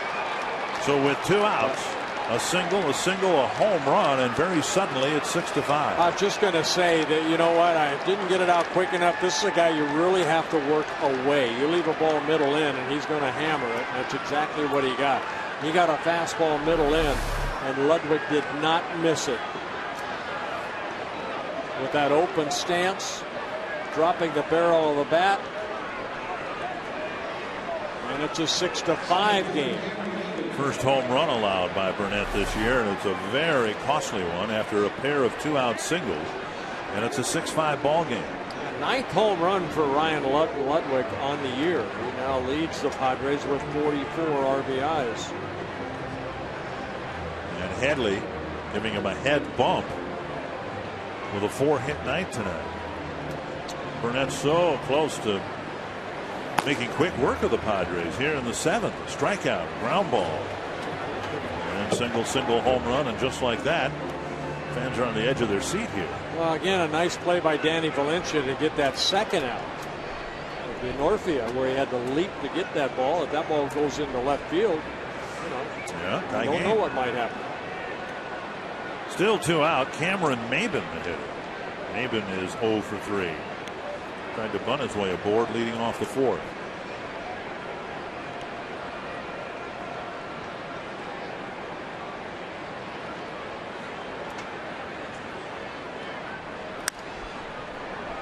One strike. And Dunsing watching all of this, pitching effectively through 6, just a couple of runs allowed. Always likes to sit in the dugout after his work is done and watch the rest of the game rather than retreat to the clubhouse, get iced. 1 strike to Maybin. And 2 strikes. And you said that when you were Brian Dunsing's age, you never iced after. No, I didn't ice until 1981 when I hurt my elbow after the strike of '81.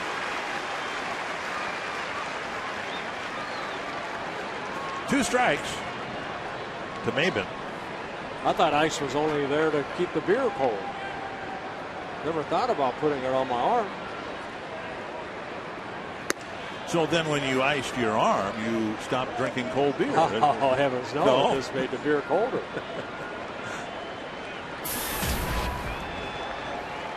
Everything's been middle in these batters for Alex Burnett. He hasn't really worked away. There's a good fastball. He gets finally out of the inning. High fastball cleans up the 7th, but the Padres get 3 on a home run. Time for the 7th inning stretch, brought to you by Medica.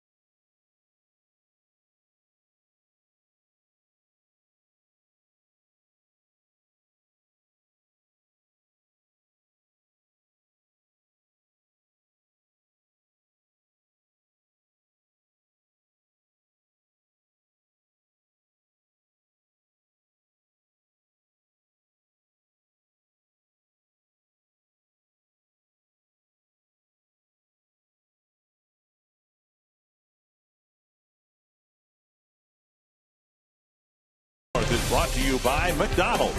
Try a strawberry banana or wild berry real fruit smoothie today. By CenturyLink. Quest is becoming CenturyLink. CenturyLink. Your link begins here. Find out more at CenturyLink.com/link. And by Goldman Sachs. For all the reasons you invest. Mutual funds from Goldman Sachs. Well, Alex Burnett gave up 3 runs, got out of the inning butt black, allowed Pat Neshek to go through his warm-up tosses, and now he's come out to make a pitching change. We've told managers they don't appreciate doing that, all in the spirit of pace of the game, but Black does it and brings in a new pitcher in a 1-run game.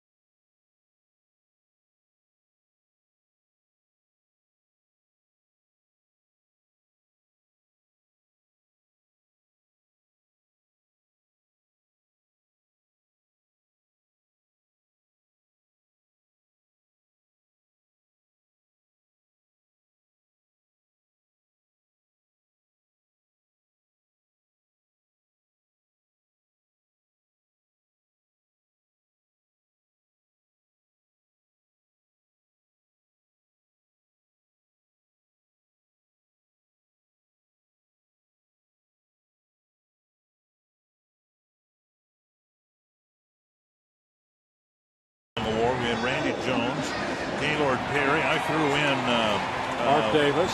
Mark Davis. Jake Peavy. Right. Or not, I didn't throw in Peavy. I think I threw in Trevor Hoffman. And Mark Davis did win it in '89, and Jake Peavy won it a couple years ago.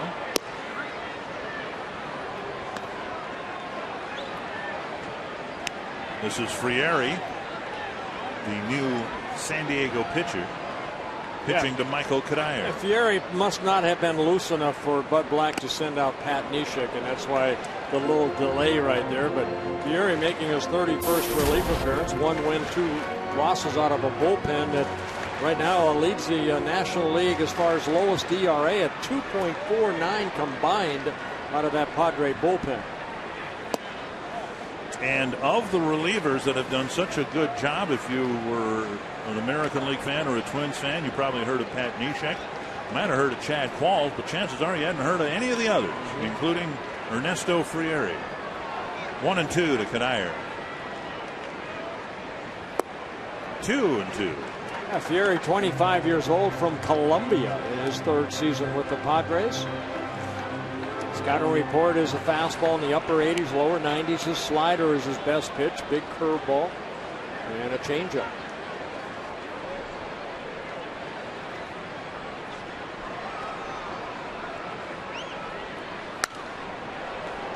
Lifted foul and out of play.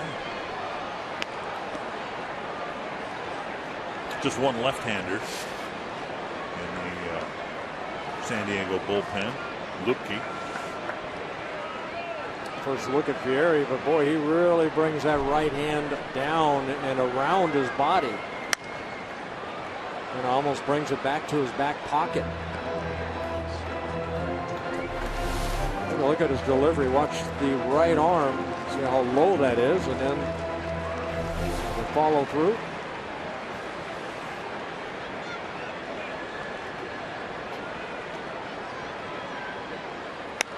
Ooh.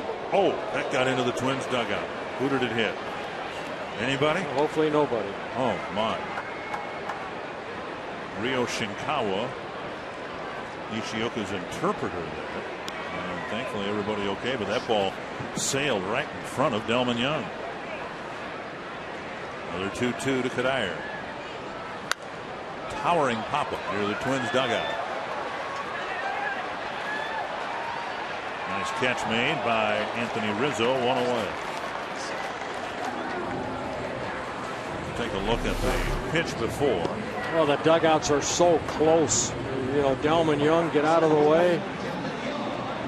Just misses his hand, and there's Rio. He got out of the way. And there goes the baseball. So 1 down in the 7th. Here's Delman Young, singled and walked earlier tonight. Inside a ball. Talk about Frieri's delivery, dropping his hand down. Next week when we go to San Francisco, we'll see a starting pitcher who drops that hand way down. Tim Lincecum, scheduled to pitch against the Twins.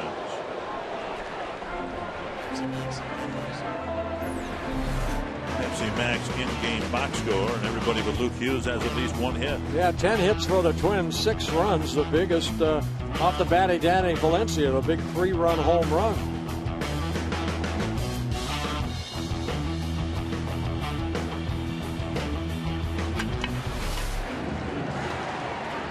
The Chicago games, we were home already. This game, just a more normally paced game. Chicago games each were less than 2 hours, 10 minutes old. 1-1 to Delman Young. Fastball on the outside corner.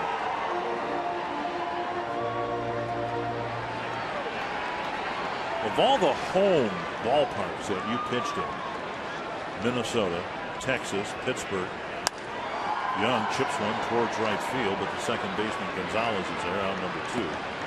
And then in Anaheim, which was the best pitcher's ballpark? I like the old Met. You know, in Minnesota, the old Met had nice dimensions. I liked Anaheim because of the dampness. You know, the balls wouldn't carry as much. Pittsburgh had kind of the stadium that everybody had, that circular stadium at that time with AstroTurf.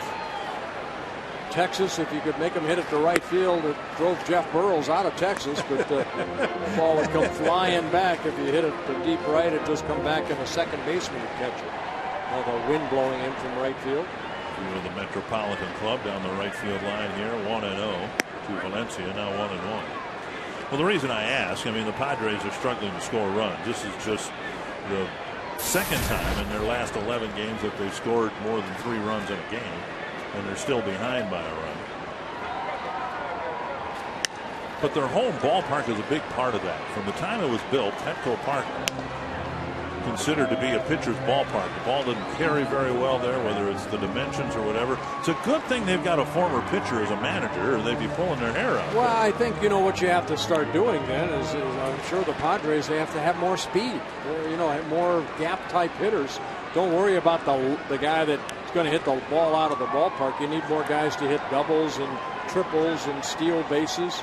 That's what Bud Black's trying to do. They're trying to steal more, which they are second in the National League in stolen bases. 1-2. And Hunter Wendelstedt rings up Danny Valencia. Hang on, folks. We're going to the 8th inning in a 1-run game.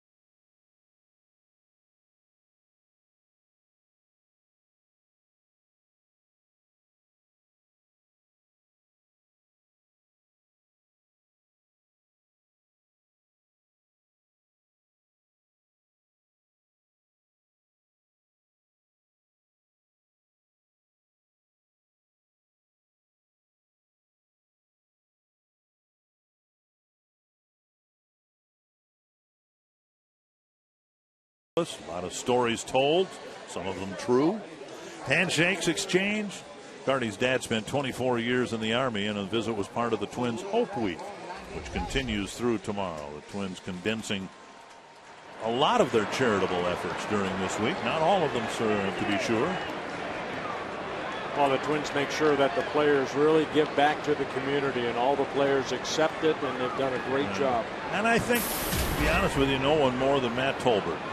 Matt Tolbert does an awful lot of charitable work, and if he's asked to be someplace, he's more than happy to be there. Here's Glenn Perkins, happy to be off the disabled list. First pitch lifted foul, 1 strike. Yeah, Perkins put on a disabled list on May 22nd, a 15-day DL with a right oblique strain, making his 23rd relief appearance. Very good 1.59 ERA, 22 2/3 innings, only 18 hits allowed. 22 strikeouts, 9 walks, 1 intentional. Jesus Guzman singled his last time up, a couple of outfield flies before that. And now 1-2.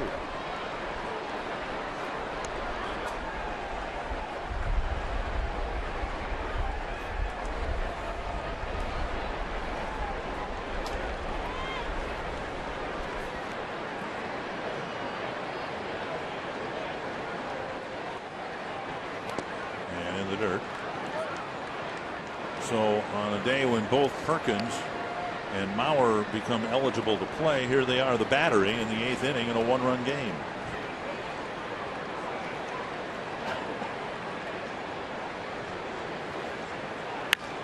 Rip foul. One of the compliments paid to Perkins this year by his manager and his pitching coach is they feel pretty comfortable sending him in there against both lefty and righty batters. In other words, they don't feel the least bit concerned that Guzman's going to hit right-handed here, because they think Perkins, the middle of base hit, Perkins' ability to pitch inside the righties makes him effective against them. This right-hander gets a sharp single to center to start the 8th. Yeah, that fastball away, and Gonzalez gets, or excuse me, Goldman gets his second hit. Guzman. Easy for me to say. So now the lefty Rizzo.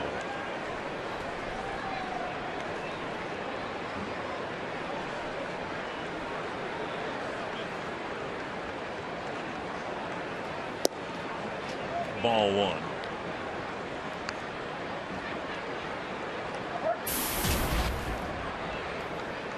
Rizzo 0 for 3, fly ball and a couple of ground balls. He did reach on a fielder's choice his last time up.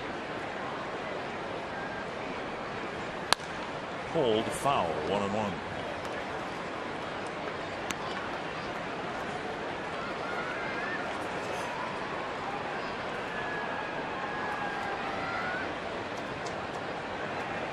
Chance to play at first base. Of course, a year ago, Adrian Gonzalez was there. Gonzalez might be on his way to winning the Triple Crown in his first year in the American League, leading in batting and RBIs. A lot of ways back in home runs, but remember, he got off to a really slow start. Always tearing the cover off the ball. 1-2.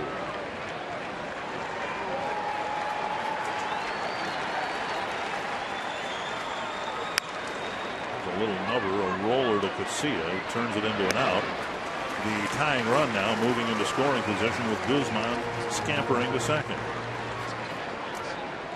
Twin single game suites have again shown to be a very popular promotion, and most are sold out for the season.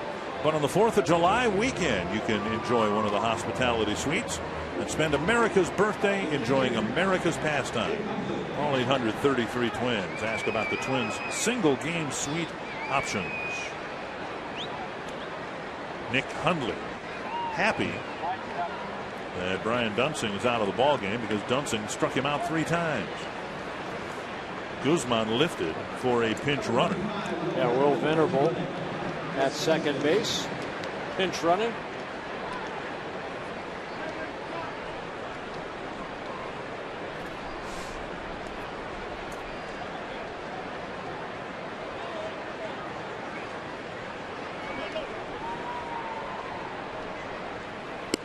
Ball wide of the plate.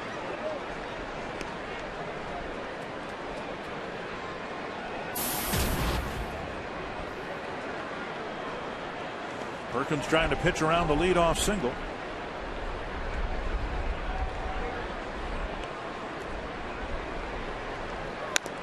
Off the end of the bat, foul, 1-1. Night game tomorrow, day game Monday. The Twins leave for the West Coast and interleague play in San Francisco Monday night.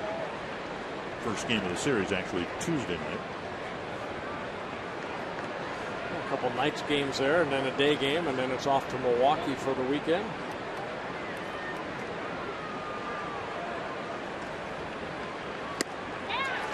Fastball gets a swing and a miss. 1-2. Hundley's been contact challenged here tonight. Dunsing not only struck him out 3 times, all 3 times swinging.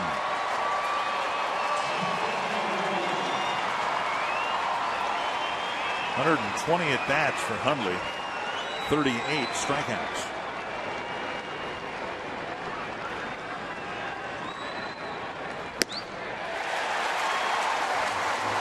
Fourth time he's gone down swinging, 2 down.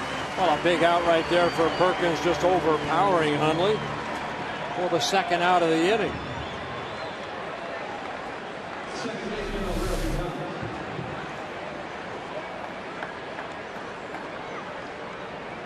High fastball getting swings and misses for strikes 2 and 3. Here's Alberto Gonzalez. A single, a walk, and a strikeout. Down the middle, a strike.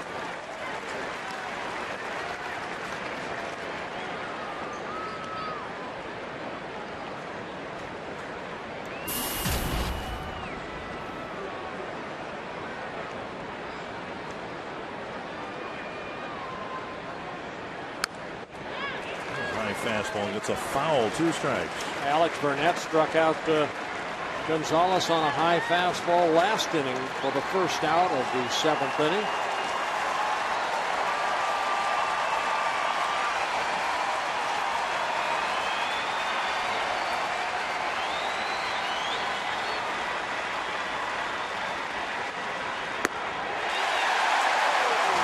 Perkins works over the 8 and 9 batters with high fastballs and strands the tying runner at second.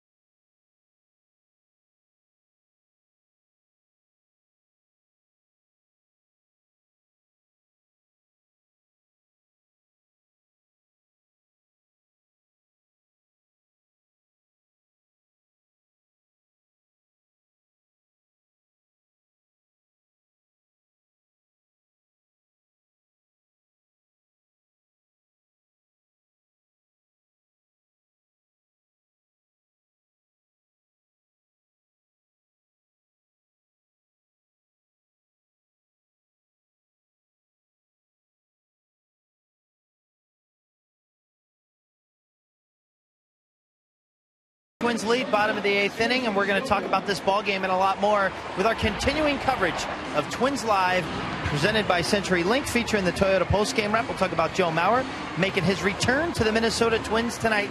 RBI single for him to kick things off in his first action in a long time. Fielding comebacks is our instructional tonight.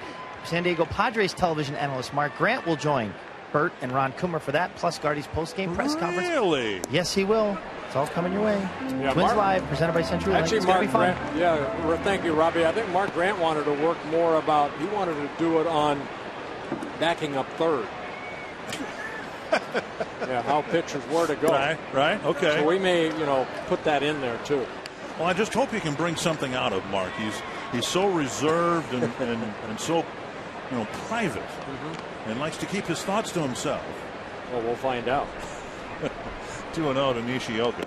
And now a ball, 3-0. Nishioka, Hughes, and Repko. And the way Ron Gardenhire set up the batting order, it's almost like you got a second leadoff batter here now in the 8th inning. And the Twins would love to push another run across here and double the lead going to the 9th. Nishioka backs out of the box, takes a strike. Well, Nishioka led off the bottom of the 6th with a double.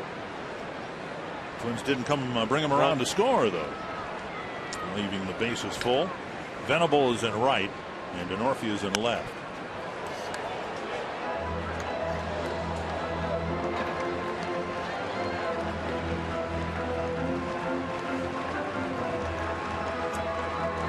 Full count to Nishioka.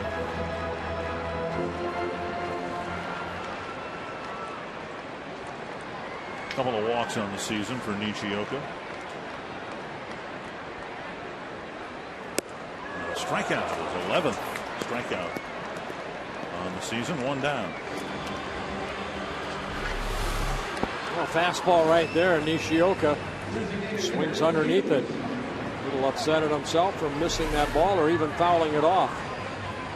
Here, if you're 16 years old or 26, that high fastball is sometimes a tough one to lay off.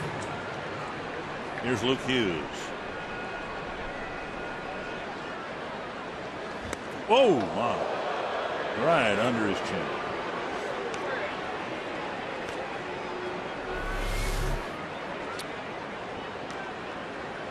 Wow.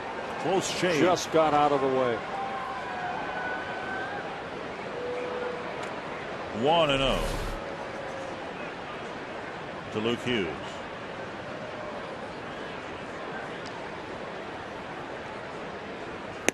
And a breaking pitch with Hughes trying to hit the third second deck home run on that swing. Yeah, fastball up and in, and then he throws that big curveball.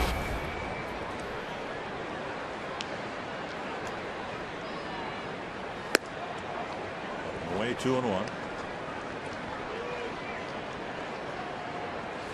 Indians beat the Pirates 5-1, welcoming Travis Hafner back to their lineup.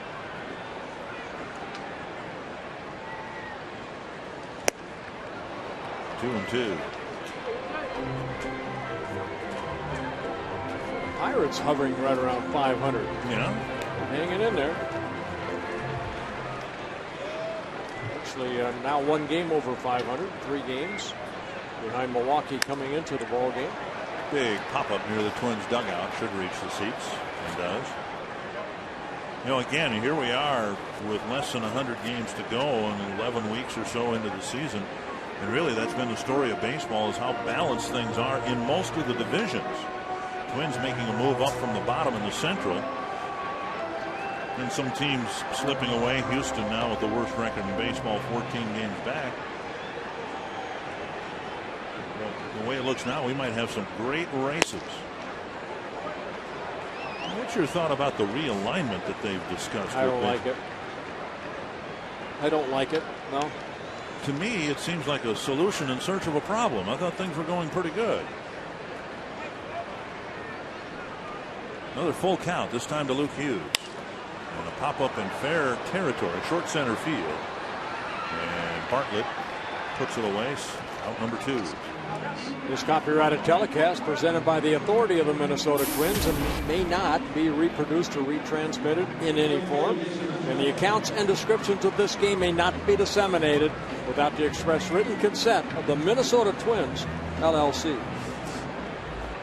What I found, at least it's my impression, that something is talked about in baseball and it's got a little bit of an odor to it. Doesn't quite smell right.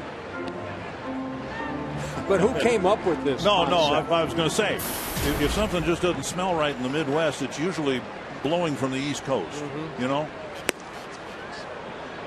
And you know, we've heard for years the whining in the American League East about how tough the division is, and you got to, you know, compete against the Yankees and the Red Sox and the big payrolls, and it's a valid complaint.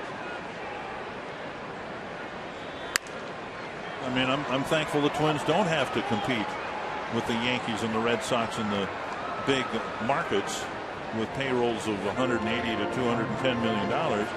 But that's exactly what they'd be doing, I think, under the realignment that's been discussed. Right. So they're talking about East maybe having 3 representatives in postseason. Yeah, there would be no divisional alignment at all. Right. You just take the teams with the 3 best records, and then teams 4 and 5 would play against each other to join the ultimate playoff field of 4. Let's just play baseball in December. 1-2 to Repko. Just off the plate. Good pitch. 2-2.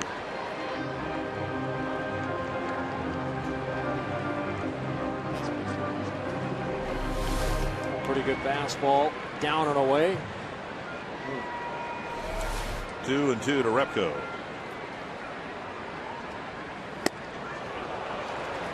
And a 1-2-3, bottom of the 8th. It'll be a 1-run lead for Matt Capps as the Twins try to win the opener against the Padres.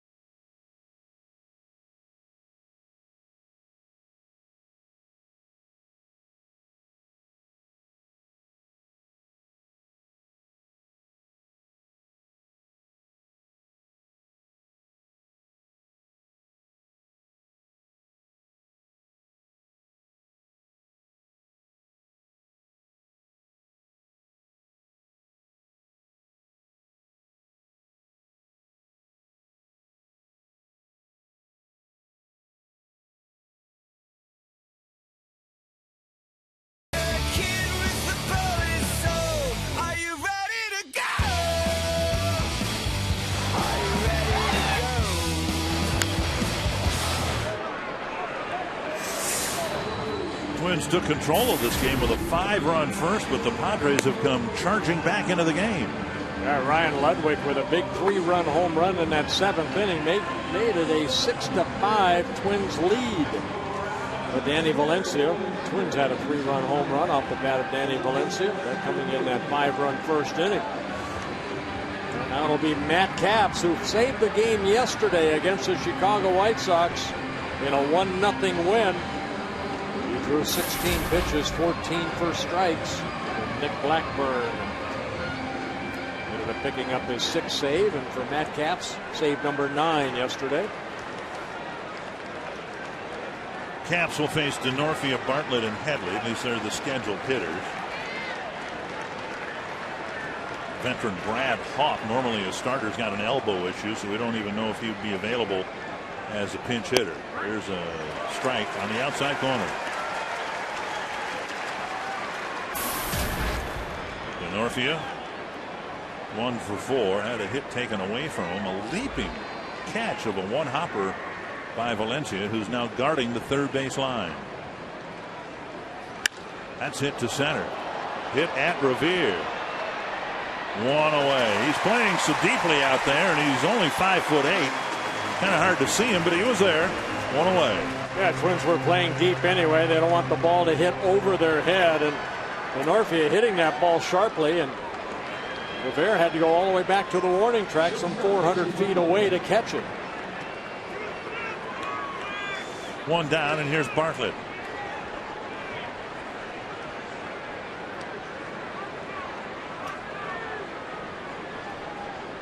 Bartlett with a pair of singles and a run scored. He scored on Ludwig's 3-run home run that brought San Diego back to within a run. Chopper up the line, foul.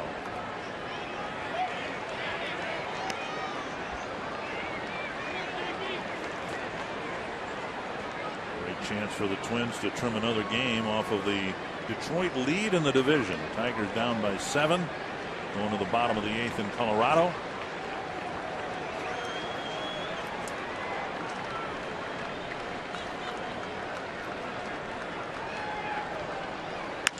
That's to left center. Young over. Out number 2. And a pretty well hit ball, but a little too much airtime to suit Bartlett for the second out. And that'll bring up Chase Headley. I'll see if Matt Capps can get this guy out. 4 for 4 in a ball game.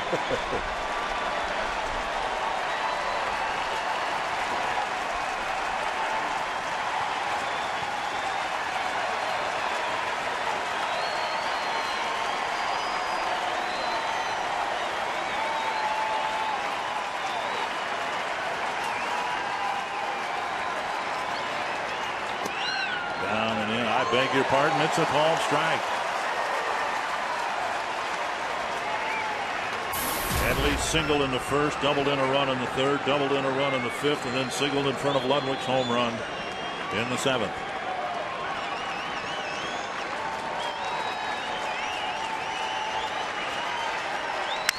Back to Capps.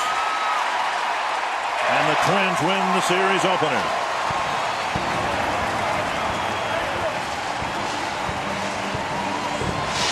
What a sudden and dramatic turnaround in this Twins season. In a little more than 2 weeks, Kevin Gord, the Twins have trimmed the deficit from 16 and a half games to probably just 8 games. What an amazing turnaround by the Minnesota Twins. Stay with us for